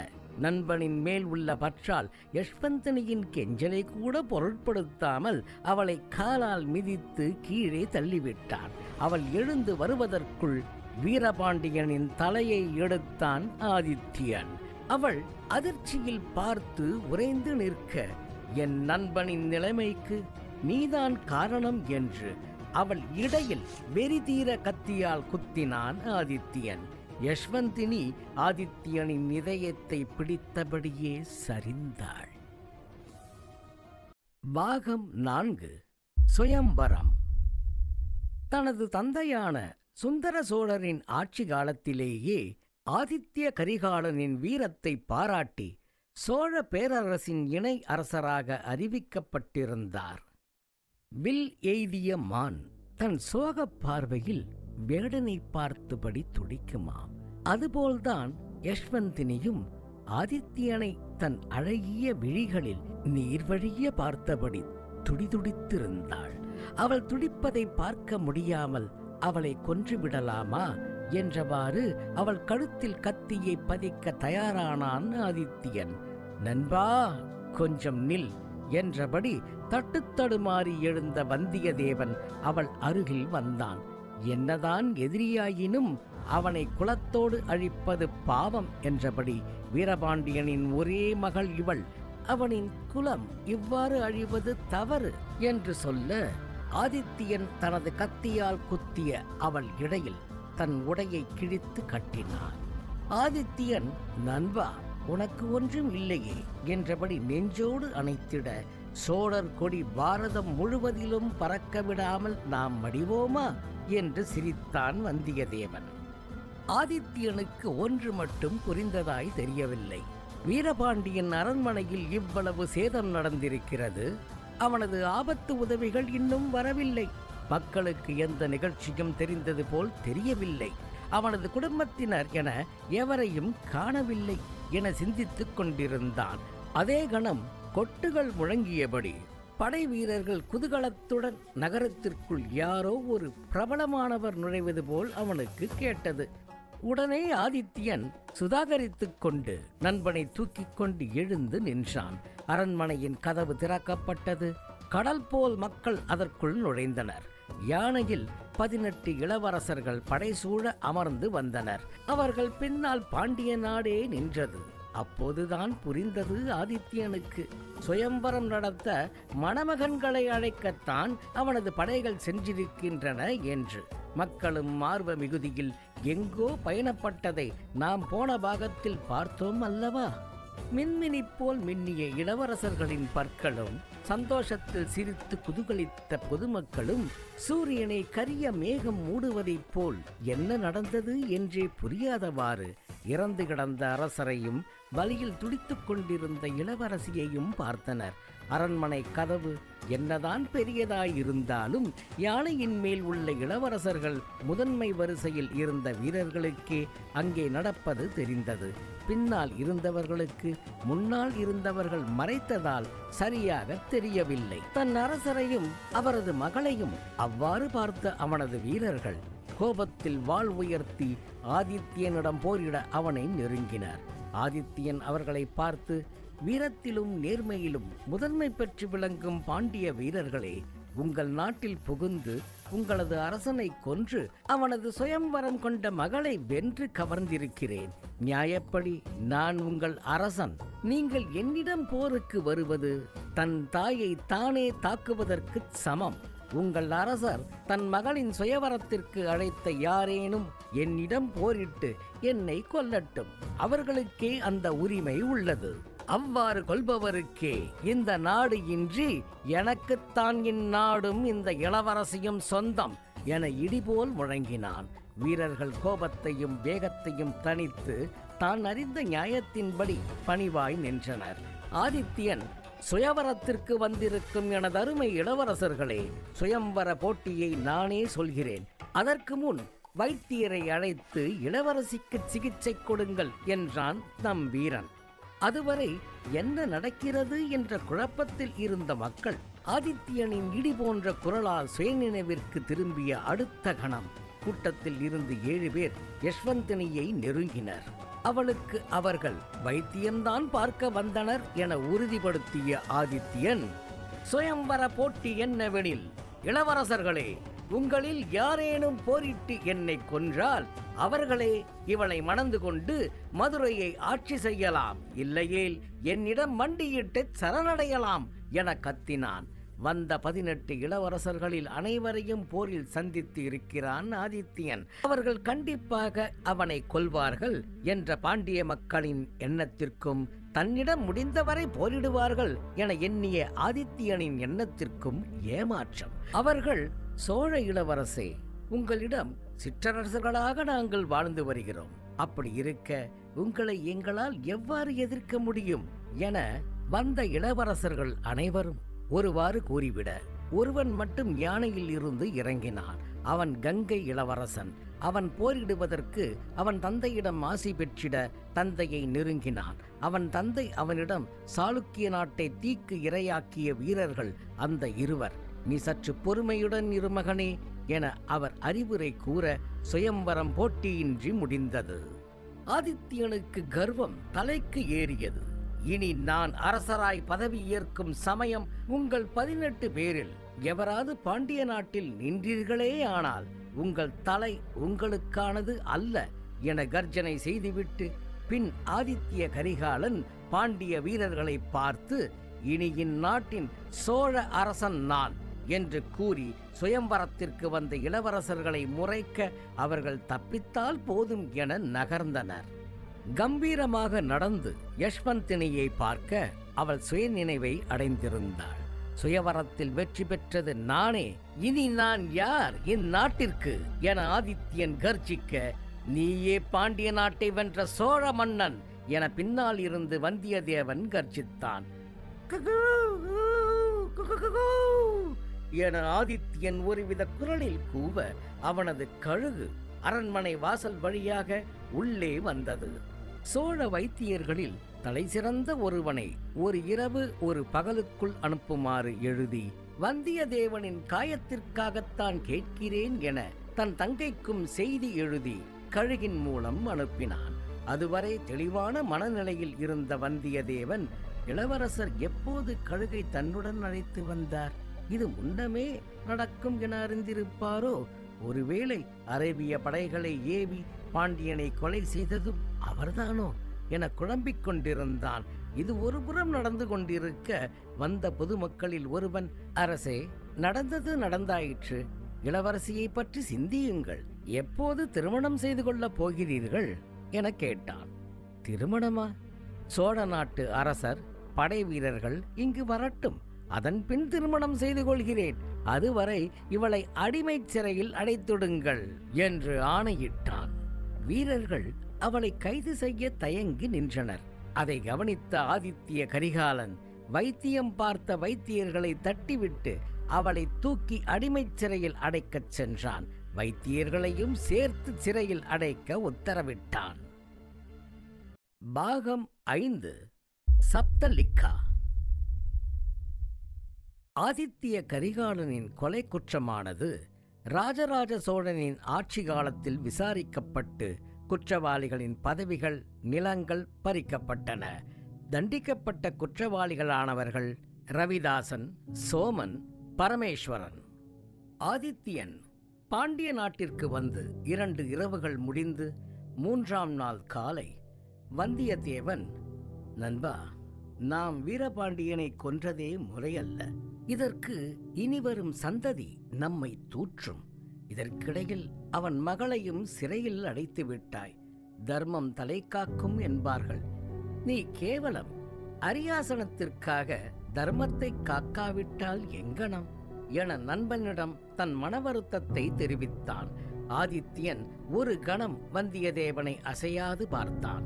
திடீரென அவனை கட்டித் தழுவியவனாய், நண்பா, பாண்டிய நாட்டிற்கு வெகு அருகில் இருப்பது சோழ நாடு. நமக்கே அவரின் மகளிருக்கு சுயம்வரம் நடக்கப் போவது தெரிந்திருக்கவில்லை. ஆனால் மற்ற இளவரசர்களுக்கு தூது அனுப்பியது பற்றி சிறு செய்தி கூட கசியவில்லை. அப்படியெனில் அவர்களின் பெயரில் தவறில்லைதானே? இவ்வாறு இருக்க அரேபியர்களுக்கு எவ்வாறு தெரிந்திருக்கும் சொல்? துரோகிகள் இருக்கிறார்கள் இந்த பாண்டிய நாட்டில் என்றான். தன்னை தாக்கியதும் பாண்டியன் அல்ல, பாண்டியனின் மந்திரிதான். பாண்டியன் தன்னை தாங்கிக் கொள்ளவே முற்பட்டான் என்பதை சொல்ல வாயெடுத்த வந்தியத்தேவன், இப்போது சொல்வது முறையல்ல என்று நிறுத்தி, நீ சொல்வதற்கும் அவளை சிறையில் அடைத்ததற்கும் என்ன தொடர்பு என்றான் வந்தியத்தேவன். வந்தியத்தேவா, நான் பாண்டியனை கொல்லவில்லை என்றாலும் அரபியர்கள் அவனை கொன்றிருப்பார்கள். பாண்டியன் மடிந்தது தன்னால் அல்ல, அவனின் உடனிருந்தோரின் துரோகத்தால் தான். அப்படி இருக்க அவனது மகளை யாரை நம்பி இங்கே வைத்திருப்பாய் சொல் என்றான். வந்தியத்தேவன் ஒரு கணம் யோசித்து, சரி, வைத்தியர்கள் அவளுடன் இருக்கிறார்களே என கேட்டான். அவர்கள் துரோகிகளாயிருக்க வாய்ப்பில்லை. அவர்கள் உண்மையாக இளவரசியின் மேல் பாசம் கொண்டவர்கள். அதனாலேயே தன் உயிரை பற்றியும் கவலைப்படாமல் என்னை தாண்டி உயிர் காக்க சென்றார்கள் என்றான். வந்தியத்தேவன் சற்று யோசித்து, நீ சொல்வதும் சரிதான். அவளுக்கு சிறையே பாதுகாப்பானது. என்னை மன்னித்து விடு, உன்னை தவறாய் நினைத்ததற்கு என்று கூறிவிட்டு சிறைச்சாலை இருக்கும் திசை நோக்கி நடந்தான். ஆதித்யன் அவனையே பார்த்திருக்க வந்தியத்தேவன் சோகமாக தலையை குனிந்தபடி நடந்தான். பார்த்ததும் தெரிந்திடும் அளவிற்கு அவள் சிறையை சுற்றிலும் வேட்டை நாய்கள் கட்டப்பட்டிருந்தன. அங்கிருக்கும் வீரர்களின் மேல் நம்பிக்கை இன்றி இவ்வாறு செய்திருப்பானோ என்னவோ என்றபடி சிறைக்குள் சென்றான். யஷ்வந்தனி அறையின் ஓரத்தில் அமர்ந்திருந்தாள். வைத்தியர்கள் அவளை சுற்றி இருந்தனர். வந்தியத்தேவன் கதவை திறந்து உள்ளே செல்ல யஷ்வந்தனி கோபத்தின் தணலால் அவனை சுட்டுக் கொண்டிருந்தாள். அவன் கண்டுகொள்ளாமல் உள்ளே நுழைந்து அவள் காலின் அருகே அமர்ந்தான். அவள் திடுக்கிட்டு எழுந்திருக்க முயற்சித்தாள். முடியாமல் அமர்ந்தாள். இதை கவனித்த வந்தியத்தேவன், மரியாதை தேவையில்லை அம்மா, நீர் என் நாட்டு ராணியாகப் போரீர் என்றதும் யஷ்வந்தினி தன் அவமதிப்பை தன் காலால் அவனை எட்டி மிதித்து காண்பித்தாள். இதை எதிர்பார்த்த அவன் கலையிழந்த முகத்தோடு, இளவரசி, இளவரசரை பாண்டிய நாட்டிற்கு ஒற்று அழைத்தது நான்தான். நானே இவ்வனைத்து பிரச்சனைகளுக்கும் தொடக்கம். அது மட்டுமல்லாமல் உங்கள் குரலை கேட்டு உங்களை காண வந்ததும் நான்தான். அரேபியர்களை துணைக்கு அழைத்து உங்களின் தந்தையை கொல்ல வந்ததும் நானே. இதில் இளவரசருக்கு துளியும் தொடர்பு இல்லை. உனக்கு இழைக்கப்பட்ட அநீதிக்கு நீ பழி வாங்க வேண்டும் என்றால் என்னைத்தான் நீ பழி வாங்க வேண்டும், என் நண்பனை அல்ல என்றவாறு கூறினான். தற்போது ஆதித்யன் உட்பட அனைவரும் என்ன நடக்கிறது என்றவாறு கணினியை கவனித்திருந்தனர். ரவியண்ணா, ரவியண்ணா என்ற குரல் யஷ்வந்தினி உடையது. அனைவரும் கேட்டு திரும்பினர். தற்போதைய யஷ்வந்தினி, அண்ணா, எங்களோட சீஃபும் அவரோட சேர்ந்து மற்ற குரூப் மெம்பர்ஸும் வந்துட்டாங்க. இன்னைக்கு தான் நாங்கள் அந்த ஃபாரஸ்ட்டுக்கு போயாகணும். வீரபாண்டியனின் அரண்மனையை ஆராய்ச்சி செய்வதற்கு நைட் 9 ரெடியா இருங்க என்றாள். பாகம் 6. காதல். ஆதித்ய கரிகாலன் இணை அரசனாக இருந்த ஆண்டு கிபி 966 முதல் கிபி 971 வரை. கிபி 971 ஆண்டே அவர் கொலை செய்யப்பட்டார். சரியாக யஷ்வந்தினி அவர்களிடத்தில் பேசிவிட்டு சென்று 3 மணி நேரம் முடிந்திருந்தது. ஆதித்யனிடம் தற்போதைய வந்தியத்தேவன் உனக்கு 2 சான்ஸ் தான் இருக்கு என்றான். என்ன என்றவாறு ஆதித்யன் பயங்கர சிந்தனையில் கேட்டான். அத அப்புறம் சொல்றேன், முதல்ல உனக்கு வரா மாதிரி யஷ்வந்தினிக்கு கனவு வருதான்னு பார்க்கணும் என்றவாறு தற்போதைய ரவி சொன்னான். ஆமாண்டா, அதை எப்படி கண்டுபிடிக்கிறது என ஆதித்யன் ஆவலில் கேட்டான். அதே நேரத்தில் ரவி அண்ணா என்ற குரல் தற்போதைய யஷ்வந்தினியுடையது. அவளுடன் சேர்ந்து 5 பேர் வந்திருந்தனர். இவர்களை பார்த்து யஷ்வந்தினி அவளது சீஃப் மற்றும் டீம் மெம்பர்ஸிடம், சார், இவங்க தான் நமக்கு இந்த காட்டை சுத்தி காட்ட போற வாட்ச்மேன்ஸ் என்றாள். வாட்ச் கூட போடல, இவங்கெல்லாம் வாட்ச்மேனா என அவளுடன் சேர்ந்து இன்னொருவள் நக்கலடித்தாள். நாங்கெல்லாம் ட்ரைனிங் IPS ஆபீசர்ஸ், பார்த்து பேசுங்க என்றவாறு ஆதித்யன் அவர்களை முறைத்தான். பரவாயில்லையே, சப்ஜெக்டுக்கு உயிர் இருக்கே என மீண்டும் கலாய்த்தாள் யஷ்வந்தினி. ரவி சுகாரித்து இடையில் புகுந்து, சரி சரி ரொம்ப ஓட்டாத என்றவாறு அவர்களது சீஃபை பார்த்து, சார் கரெக்டா 10 கிளம்பலாம், இப்போ ரெஸ்ட் எடுங்க என்றான். அவர்களும் அதை கேட்டு கிளம்பினார்கள். அடுத்து ஆதித்யன், ஏதோ சொன்னியே அவளுக்கு கனவு வருதான்னு கண்டுபிடிக்க போறேன்னு என ரவியை கடிந்து கொண்டான். உனக்கு எல்லாத்துக்கும் அவசரம் நண்பா, இப்படி அவசரப்பட்டு தான் போன ஜென்மத்துல சீக்கிரம் மேல போயிட்ட என சிரித்தான் ரவி. ஆதித்யனுக்கு பதில் ஏதும் சொல்ல தோணவில்லை. அதனால் ரவியின் முகத்தை பார்த்தபடி அசையாமல் அப்படியே நின்றான். இதை கவனித்த ரவி, இருடா இன்னைக்கு கண்டுபிடிச்சு சொல்றான் என்றான். சரியாக 10 மணி இருக்கும். காட்டிற்குள் போக 2 கார் ரெடியாக இருந்தது. ரவி, எல்லாரும் வந்துட்டாங்களா என்று கேட்டான். தற்போதைய யஷ்வந்தினி வந்துட்டாங்க என்றதும் ரவி மயங்கி விழுவது போல் நடித்தான். ஆதித்யனையும் சேர்த்து அனைவரும் ரவி என கத்திட யஷ்வந்தினி மட்டும் வந்தியத்தேவா. உடனே ரவி எழுந்து, என்னாச்சு, ஏன் எல்லாரும் கத்துறீங்க என்று ஆதித்யனை பார்த்தான். உன் மூஞ்சி என்றாள் தற்போதைய யஷ்வந்தினி. நமது கதாநாயகனோடு சேர்த்து அவனது நண்பர்கள் 4 ஒரு காரில் வந்தனர். மற்ற அனைவரும் மற்றொரு காரில் ஏறினர். டேய், அவளை கவனிச்சியா? அவளுக்கும் கனவு வருது, அதான் என் பழைய பெயரை கரெக்டா சொன்னான் என்றான். ரெனிஷ் குறுக்கிட்டு, நம்ம ஆதிக்கு அவனோட பூர்வ ஜென்ம பெயர் தான் இப்பவும் இருக்குது, பொண்ணுக்கும் அதே பேர் தான், ஆனா உனக்கு மட்டும் ரவி எப்படி என்றான். ரவி, எனக்கும் சர்டிபிகேட்ல வந்தியத்தேவன் என்று தான் இருக்குது, நான் தான் ரவின்னு மாத்தி வச்சிருக்கேன் என்றான். இது ஒருபுறம் நடந்து கொண்டிருக்க ஆதித்யனுக்கு மனதில், நாம தான் போன ஜென்மத்துல அவளை ரொம்ப கஷ்டப்படுத்திருக்கிறோமோ என்று தோன்றியது. ரவி தற்கால ஆதியிடம், இப்போ அந்த 2 சான்ஸ் என்னன்னு சொல்றேன் கேளு என்றான். ஆதித்யன் கூர்மையாக ரவியை கவனித்தான். ரவி சொல்லத் தொடங்கினான். 1, அவளை நீ எல்லார் முன்னாடியும் கொல்றது. 2, இந்த காட்டிலேயே நாம அவளை யாருக்கும் தெரியாம கொல்றது. எது பெஸ்ட் என்றான். இதை கேட்ட சுஜினும் ரெனீஷும் 2வது தான் பெஸ்ட் என சொன்னார்கள். ஆதித்யன், மச்சான் பாவண்டா யஷ்வந்தினி, போன ஜென்மத்துல தான் அவளை நாம ஒழுங்கா வாழ விடல, இப்பவாச்சும் வாழட்டுமேடா என்றான். அதற்கு ரவி தன் காட்டமான குரலில், டேய், அவ எப்படியாவது போட்டோம், நீ தான் முக்கியம் என்றான். இவர்கள் இப்படியே பேசிக்கொண்டிருக்க காட்டின் மைய பகுதியை கார் அடைந்ததும் காரை ஓட்டி வந்த சுஜின் காரை நிறுத்தி, இதுக்கப்புறம் நடந்துதான் போகணும் என்றான். அனைவரும் இறங்கிட ஒரே இருட்டு. இதுக்கப்புறம் எப்படி போறது என்று ரவி யஷ்வந்தினியிடம் வினாவினார். யஷ்வந்தினி பதிலுக்கு என பயங்கரமாக சிரித்தாள். அச்சிரிப்பலை காடெங்கிலும் கேட்டது. அதே கணத்தில் அவளின் அருகில் இருந்த வந்தியத்தேவனுக்கு அவனது தலை பயங்கரமாக வலித்திருக்க வேண்டும். தன் தலையை பிடித்தபடி அப்படியே அமர்ந்தான். அவனது மனதில் ஒரு பெரிய ஆஸ்தான மண்டபத்தின் நடுவில் முற்கால ஆதித்யன் இறந்து கிடந்தான். அதே நேரம் அவனின் அருகில் நின்ற யஷ்வந்தினியை ஏதோ கூரிய ஆயுதத்தால் தான் குத்தியது போல் தோன்றியது. இந்த உணர்வு அவனது மனதில் தோன்றிய கணத்தில் அவனுக்கு தலையானது பயங்கரமாக வலித்தது. இதை கவனித்த தற்கால ஆதி, என்னடா என்னாச்சே?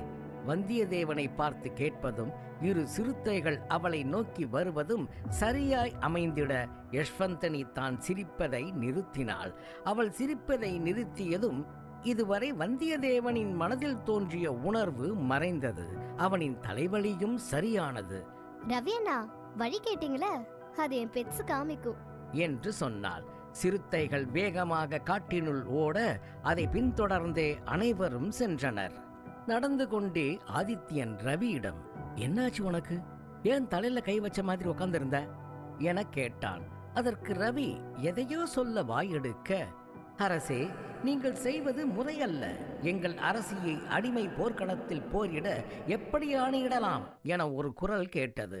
வழக்கம் போல் இந்த முறை ஆதித்யனுக்கு மட்டும் அந்த குரல் கேட்கவில்லை, வந்தியத்தேவனுக்கும் கேட்க ஆரம்பித்தது. ஆனால் வெளியே எதுவும் நடக்காதது போல் இருவரும் சென்றனர். இப்போதும் அவள் அடிமைதான் அமைச்சரே, நான் பாண்டிய நாட்டை வென்றுவிட்டேன். இப்போது அவள் யார் என்றவாறு அந்த அமைச்சரிடம் கேட்டான் ஆதித்யன். முதலில் எதிர்த்து பேசிய அமைச்சரை தவிர அனைவரும் அடிமை என்று அழைத்தனர். ஆதித்யன் எதிர்த்து பேசிய அமைச்சரை சிறையில் அடையுங்கள் என்றான். நாளை அடிமைகளின் போரிடல் போட்டி. இதில் புதிய அடிமையாக யஷ்வந்தினியும் பங்கேற்பாள். அதில் யாருக்கெல்லாம் ஆட்சேபனை என்றதும் அரசவையில் அமர்ந்திருந்த பாண்டிய நாட்டின் அமைச்சர்கள் அனைவரும் சம்மதம் சம்மதம் என்றனர். அரசவை கலைந்து அனைத்து அமைச்சர்களும் அரசவையை விட்டு சென்றதும் வந்தியத்தேவன், நண்பா, நீ செய்வது முறையா? இவ்வாறு செய்தால் பாண்டிய மக்களுக்கு வெறுப்பே உன்மேல் வரும். எனக்கு நீ என்றால் உயிர், ஆனால் இது முறை அல்ல என்றான். இதற்கு முன் எவ்வளவு கருத்து வேறுபாடு வந்தாலும் ஆதித்யன் கட்டி தழுவியதும் கருத்து வேறுபாடை மறந்திடுவான். ஆனால் இம்முறை வாளை ஆதித்யன் கழுத்தில் வைத்து, இதற்கு மேல் தவறிழைக்காதே என்று வேகமாக நகர்ந்தான். மைதானத்தில் வேலைப்பாடுகள் நடந்து கொண்டிருந்தது. நாளை எப்படியும் புரட்சிப்படை அவன் மேல் தாக்குதல் நடத்தும். எப்படியாவது நம் உயிரை கொடுத்து அவனை காக்க வேண்டும் என்றபடி பாதுகாப்பு படையை சோதனையிட்டான் வந்தியத்தேவன். அனைவரும் இதற்கு முன் பார்த்திராத முகம் என்பதால் யாரை நம்புவது, யாரை நம்பக்கூடாது என மனதிற்குள் போராடிக் கொண்டிருந்தான். நாளை எப்பாடுபட்டாவது ஆதித்யனை காத்திட வேண்டும் என மனதில் சபதம் பூண்டவன் தனியாக சிரித்தான். குந்தவையின் நினைவு வந்திருக்கலாம். அடுத்த நாள் காலை வந்தியத்தேவன் இரவு முழுவதும் மைதானத்தை நொடிக்கு நொடி சோதனையிட்டவன். அடிமை வீரர்கள் மைதானத்தில் கூடி நிற்க சுற்றி மக்கள் அமர்ந்திருக்கும்படி இருக்கைகள் அமைக்கப்பட்டிருந்தன. ஒவ்வொரு இருக்கைகளும் பின்னால் செல்ல செல்ல சற்று உயர்ந்திருக்கும்படி அமைக்கப்பட்டது. ஆதித்யன் முதல் இருக்கையில் அமர்ந்திருக்க வந்தியத்தேவன் உச்சியில் இருக்கும் இருக்கையில் அமர்ந்து கவனித்துக் கொண்டிருந்தான். அடிமை வீரர்களிடம் ஆயுதம் வழங்கப்பட்டது. யஷ்வந்தனியிடமும் வாள் கொடுக்கப்பட்டது. போட்டியின் விதிமுறை, விளையாட்டுக் களத்தில் இருக்கும் அனைவரும் ஒருவரை ஒருவர் கொல்ல வேண்டும். இறுதியில் உயிர் வைத்திருக்கும் நபரே வெற்றி பெற்றவர். அன்று முதல் அவர் அடிமை இல்லை என்பதே அதன் பரிசு. போட்டி தொடங்கிட முழங்குபவர் முழங்கப் போக அமைச்சர்களில் இருவர் மைதானத்தில் இருக்கும் அடிமைகளிடத்தில் யஷ்வந்தினியை கொல்லும்படி கண்களை காட்டினர். அதை அருகில் இருந்த ஆதித்யன் கவனிக்க தவறவில்லை.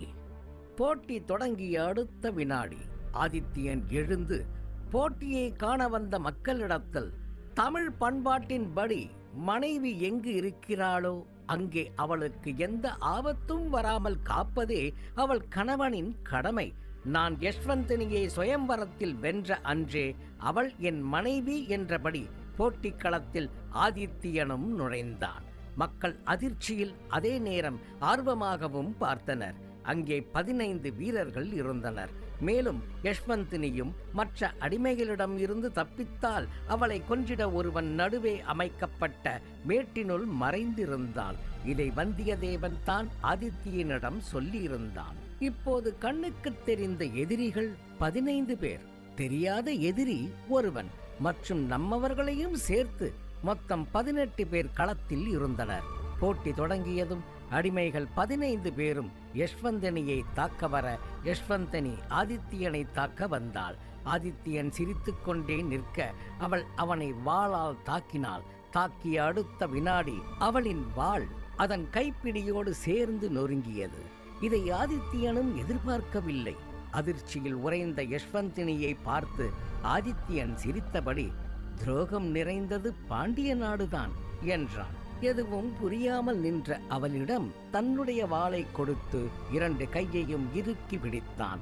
முதலில் ஒருவன் அவளை கொல்ல வர யஷ்வந்தினியின் வலது கையை தாழ்த்தி இடது கையை தூக்கி வலதுபுறமாக வீசிட வந்தவனின் தலை காதின் வழியே வெட்டப்பட்டு இரண்டாக்கப்பட்டது.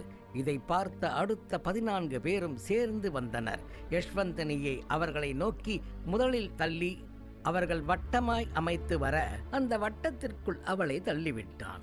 இருவர் முன்னால் வந்து அவளை தாக்கச் சென்றிட பின்னால் இருந்த இருவரை ஆதித்யன் தூக்கி எறிந்தான். பாண்டிய மக்களிடம் உங்களுக்கு ஏற்ற அரசன் நான்தான் என்பதை காட்டுவதற்காகவே வேகமாகவும் பலமாகவும் சண்டையிட்டான். அவள் இருவரை கொன்றுவிட இவன் கையாலேயே ஒருவனின் கழுத்தை உடைத்து கொன்றுவிட்டான். அடிமைகளில் ஒருவன் ஈட்டியை வேகமாக இவன் மேல் ஏறிய அதை எளிதாக பிடித்தான். மக்கள் அதை பார்த்து வியந்து பாராட்டினர். ஒருவர் பின் ஒருவர் சாக கடைசியில் யஷ்வந்தினியும் ஆதித்யனும் மட்டுமே இறுதியில் உயிரோடு இருந்தனர். மேட்டிலிருந்து ஒருவன் வருவான் என ஆதித்யன் எதிர்பார்த்திருந்தான். அதே நேரத்தில் யஷ்வந்தினி ஆதித்யனை கொல்ல வேகமாக வந்தான். மேட்டினுள் இருப்பவன் வாள் வைத்திருப்பான் என நினைத்த ஆதித்யன் தவறிழைத்திட்டான். மேட்டினுள் இருந்து ஒரு அம்பு வந்தது. என்னதான் ஆதித்யனின் மேல் யஷ்வந்தினிக்கு தீராத வெறுப்பு இருந்தாலும் அவன் மேல் இருந்த ஈர்ப்பு அந்த அம்பு வந்த திசைக்கு அவளை வாளை எரிய வைத்தது. வாளானது அம்பை கிழித்துக் கொண்டு மேட்டினுள் மறைந்தவனை கொலை செய்தது. பாகம் 7. கோபம். வரலாற்றில் ஆதித்ய கரிகாலன் என்னும் வீரரை உங்களுக்கு பிடிக்குமா? முதலில் ஆதித்ய கரிகாலனை பற்றி படித்த புத்தகம் எது? இந்த புத்தகத்தை எழுதிய எனக்கு ஆதித்ய கரிகாலனை பற்றிய தேடல் 2010 நான் 10ஆம் வகுப்பு படித்துக் கொண்டிருக்கும் போது த ஹிந்து செய்தித்தாளில் ஹூ கில்ட் ஆதித்ய கரிகாலன் என்ற தலைப்பில் இருந்து தொடங்கியது. நமது கதாநாயகன் பாண்டிய நாட்டிற்கு வந்து 2 மாதங்கள் முடிந்திருந்தது. பாண்டிய நாட்டு மக்களும் ஆதித்யனை அரசனாக ஏற்றுக்கொள்ள வேண்டியதாயிற்று. தற்போது பாண்டிய நாட்டில் அரேபிய கொள்ளைக்காரர்களால் பாண்டிய நாட்டின் பெண்களுக்கு அச்சுறுத்தல் அதிகமாயிருந்தது. ஆதித்யன் தன் நண்பனை அழைத்துக் கொண்டு முதல் நாள் தாக்குதல் நடந்த இடத்திற்கு தன் குதிரையுடன் சென்றான். அடர்ந்த காட்டின் நடுவே மிகவும் கவனமாக சென்ற வந்தியத்தேவனின் பின் ஆதித்யன் தடயங்கள் ஏதும் கிடைக்கிறதா என கவனித்தபடியே வந்தான். அமைதியான பாதையின் வழியே அவர்கள் சென்று கொண்டிருக்க காட்டின் நடுவே இருந்து, இளவரசி, நீங்கள் உங்கள் வாழ்வில் எதை மகிழ்ச்சியான நாள் என்பீர்கள் என்ற குரல் வந்தியத்தேவன் நண்பனை கண்காட்டி அந்த புறமாக அழைத்து சென்றான்.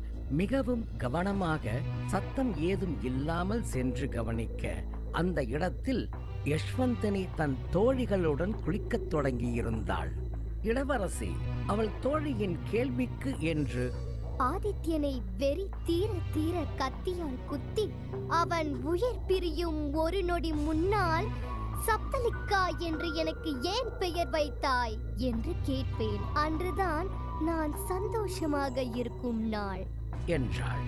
ஆதித்யன் அவள் பேசியதை கேட்டதும் அமைதியாய் வந்தியத்தேவனை பார்த்து சிரித்தான்.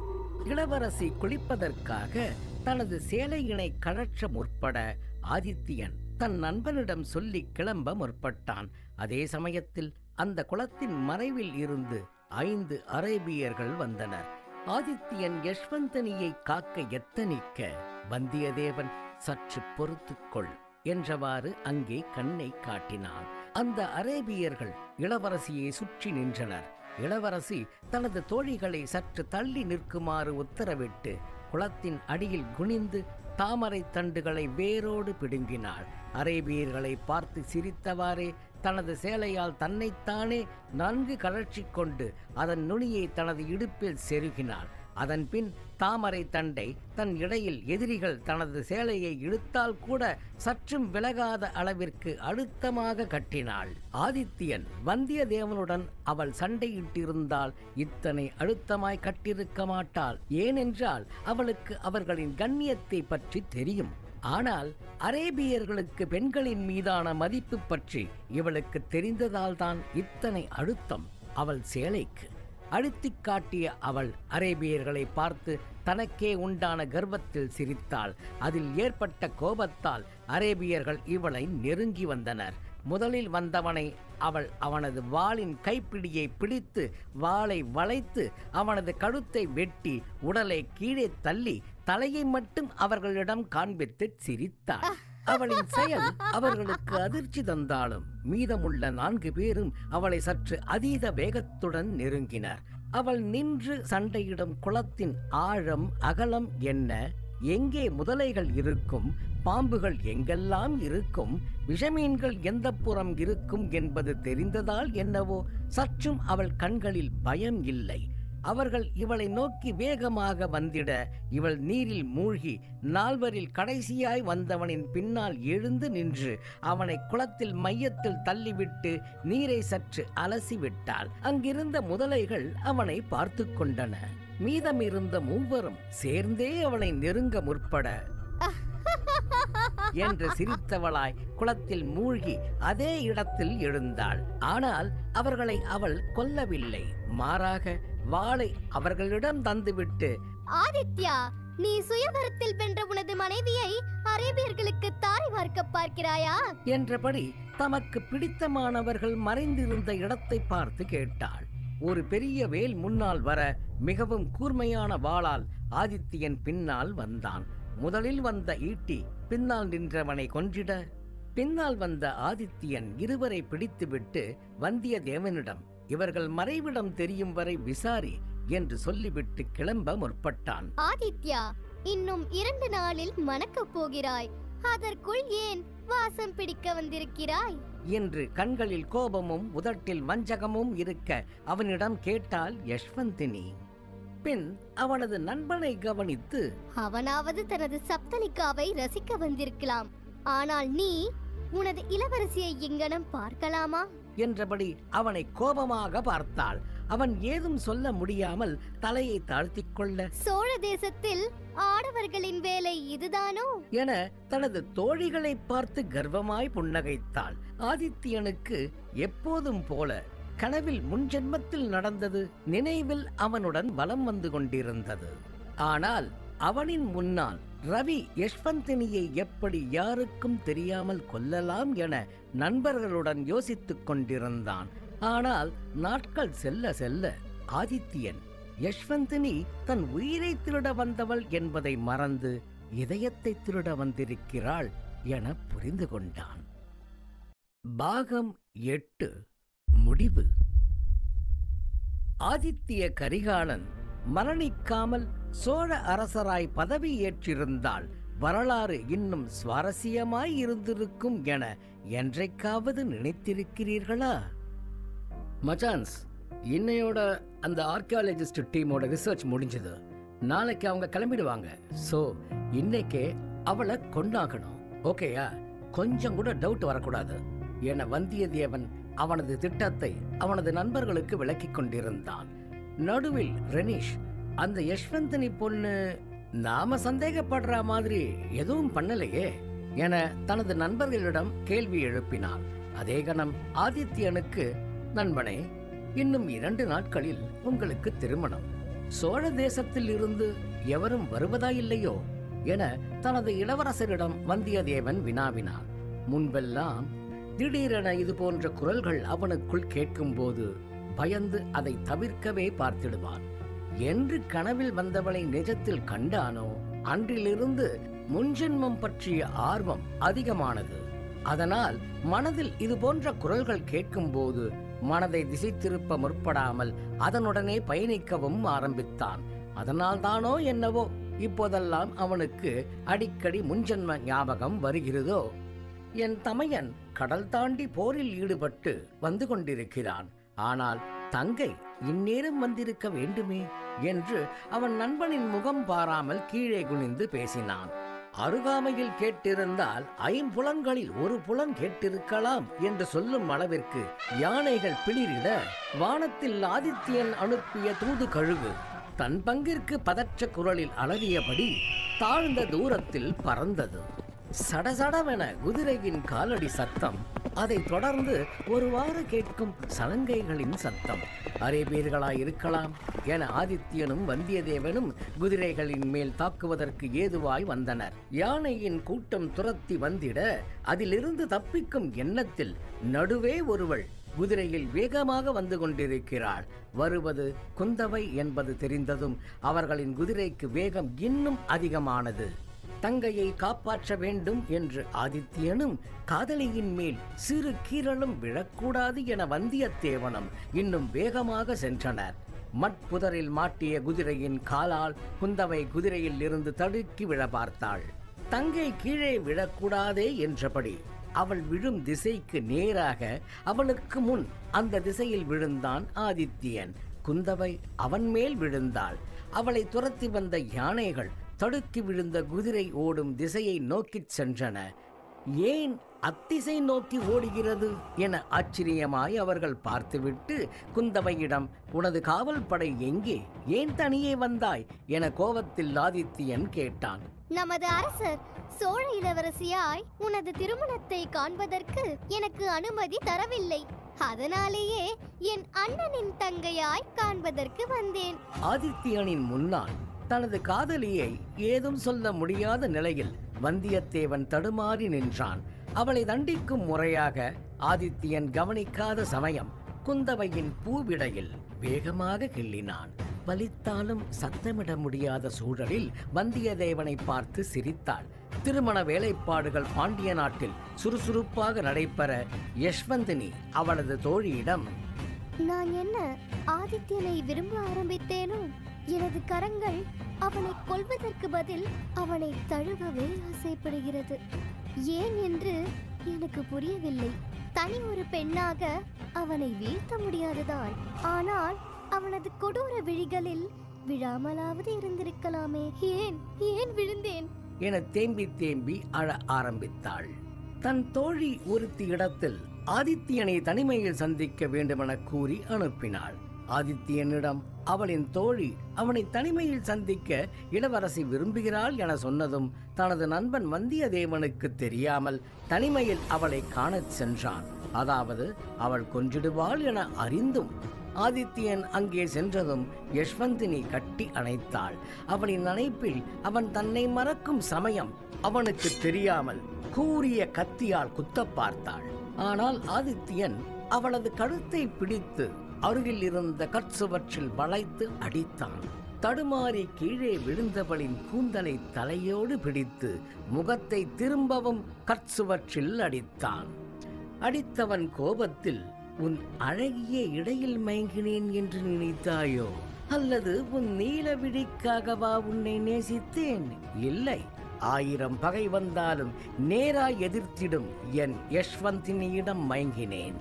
ஆனால் நீ அவள் அல்ல, கேவலம் முதுகில் குத்திட பார்க்கிறாய் என கோபமாய் பார்த்துவிட்டு அருகில் இருந்த சுவற்றில் இருந்து 2 வில்லை எடுத்தான். ஒன்றை அவளிடம் கொடுத்துவிட்டு இன்னொன்றை அவன் வைத்து கொண்டான். பின் 2 அம்புகளை எடுத்தான்.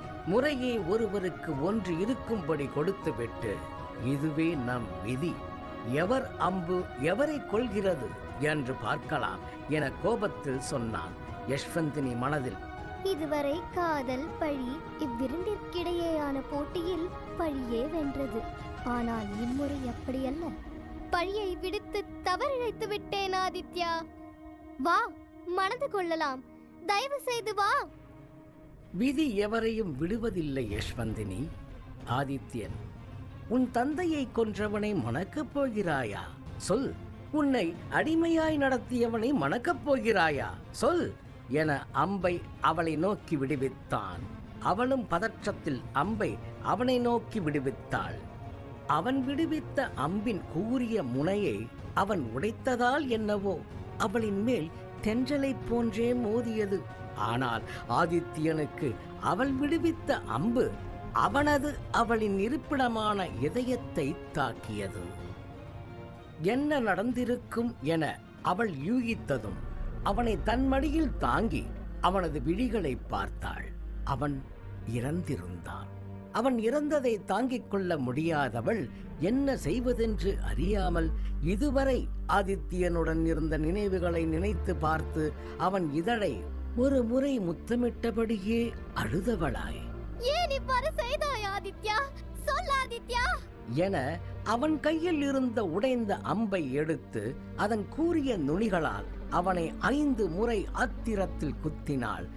அந்த புறமாக ஆதித்யனை தேடி வந்த வந்தியத்தேவன் இதை கண்டதும் கண்ணீர் நிறைந்த கண்களுடன், இளவரசி, ஆதித்யன் இவ்வளவு எளிதில் கொல்லப்பட வேண்டியவன் அல்ல என்று சொல்ல, யஷ்வந்தினி கண்களால் அவனை நோக்க, நீயும் இவ்வளவு எளிதில் கொல்லப்பட வேண்டியவள் அல்ல என்றபடி சுவரில் மாட்டியிருந்த ஒரு நீண்ட வில்லால் அவளை தாக்கினான். அது அவளது இடையை கிழித்து பின்புறம் தரையில் குத்தியது. மீண்டும் கோபத்தில் அருகில் வந்தவனை பார்த்து அவள், வந்தியத்தேவா, என்னை எவ்வளவு கொடுமைப்படுத்த முடியுமோ செய். ஆனால் இந்த அம்பின் நுனியால் தான் நான் மடிய வேண்டும் என்றாள். ஆதித்யன் கையில் உடைத்து வைத்திருந்த அம்பின் கூரிய நுனி அது. ஒரு கணம் என்ன செய்ய என்று யோசித்தவனின் கவனம் ஆதித்யனின் பக்கம் சென்றதால் அந்த கூர்மையான நுனியை அவள் கையில் இருந்து பறித்து கோபத்தின் உச்சத்தில் அவளின் இதயத்தை நோக்கி பலமுறை குத்தினான். அவளின் விழிகளில் கண்ணீர் வழிந்தபடியே இறந்து போனாள். இதையெல்லாம் தற்போதைய ஆதித்யன் உணரும் கணத்தில் ரவி யஷ்வந்தனியை தனியே முட்டிப்போட வைத்து அவளது வாயில் துணியை கட்டி துப்பாக்கியை நீட்டி அழுத்திட வந்தான். சுயநினைவு வந்த ஆதித்யன் அதையெல்லாம் கவனிக்காமல் அவளை நோக்கி நேராக நடந்தான். அவளின் கருவிழியை இவனின் கருவிழியோடு இணைத்து, ஐ லவ் யூ என்றான். அவள் கருவிழி விரிய ஆதித்யனை பார்த்தாள். என்னடி பார்க்கிற? என்ன லவ் பண்றியா இல்லையா என்றான். அவனுடைய நண்பர்கள் அதிர்ச்சியில் உறைந்து நிற்க அவளின் வாயில் உள்ள கட்டை விடுவித்து மீண்டும் அவளிடம் கேட்டான், என்ன லவ் பண்றியா இல்லையா என்று. அவள் சிரித்தபடி, பொண்ணு லவ் பண்ணி 1000 வருஷம் ஆயிடுச்சு என்றாள். முற்றும். சுபம்.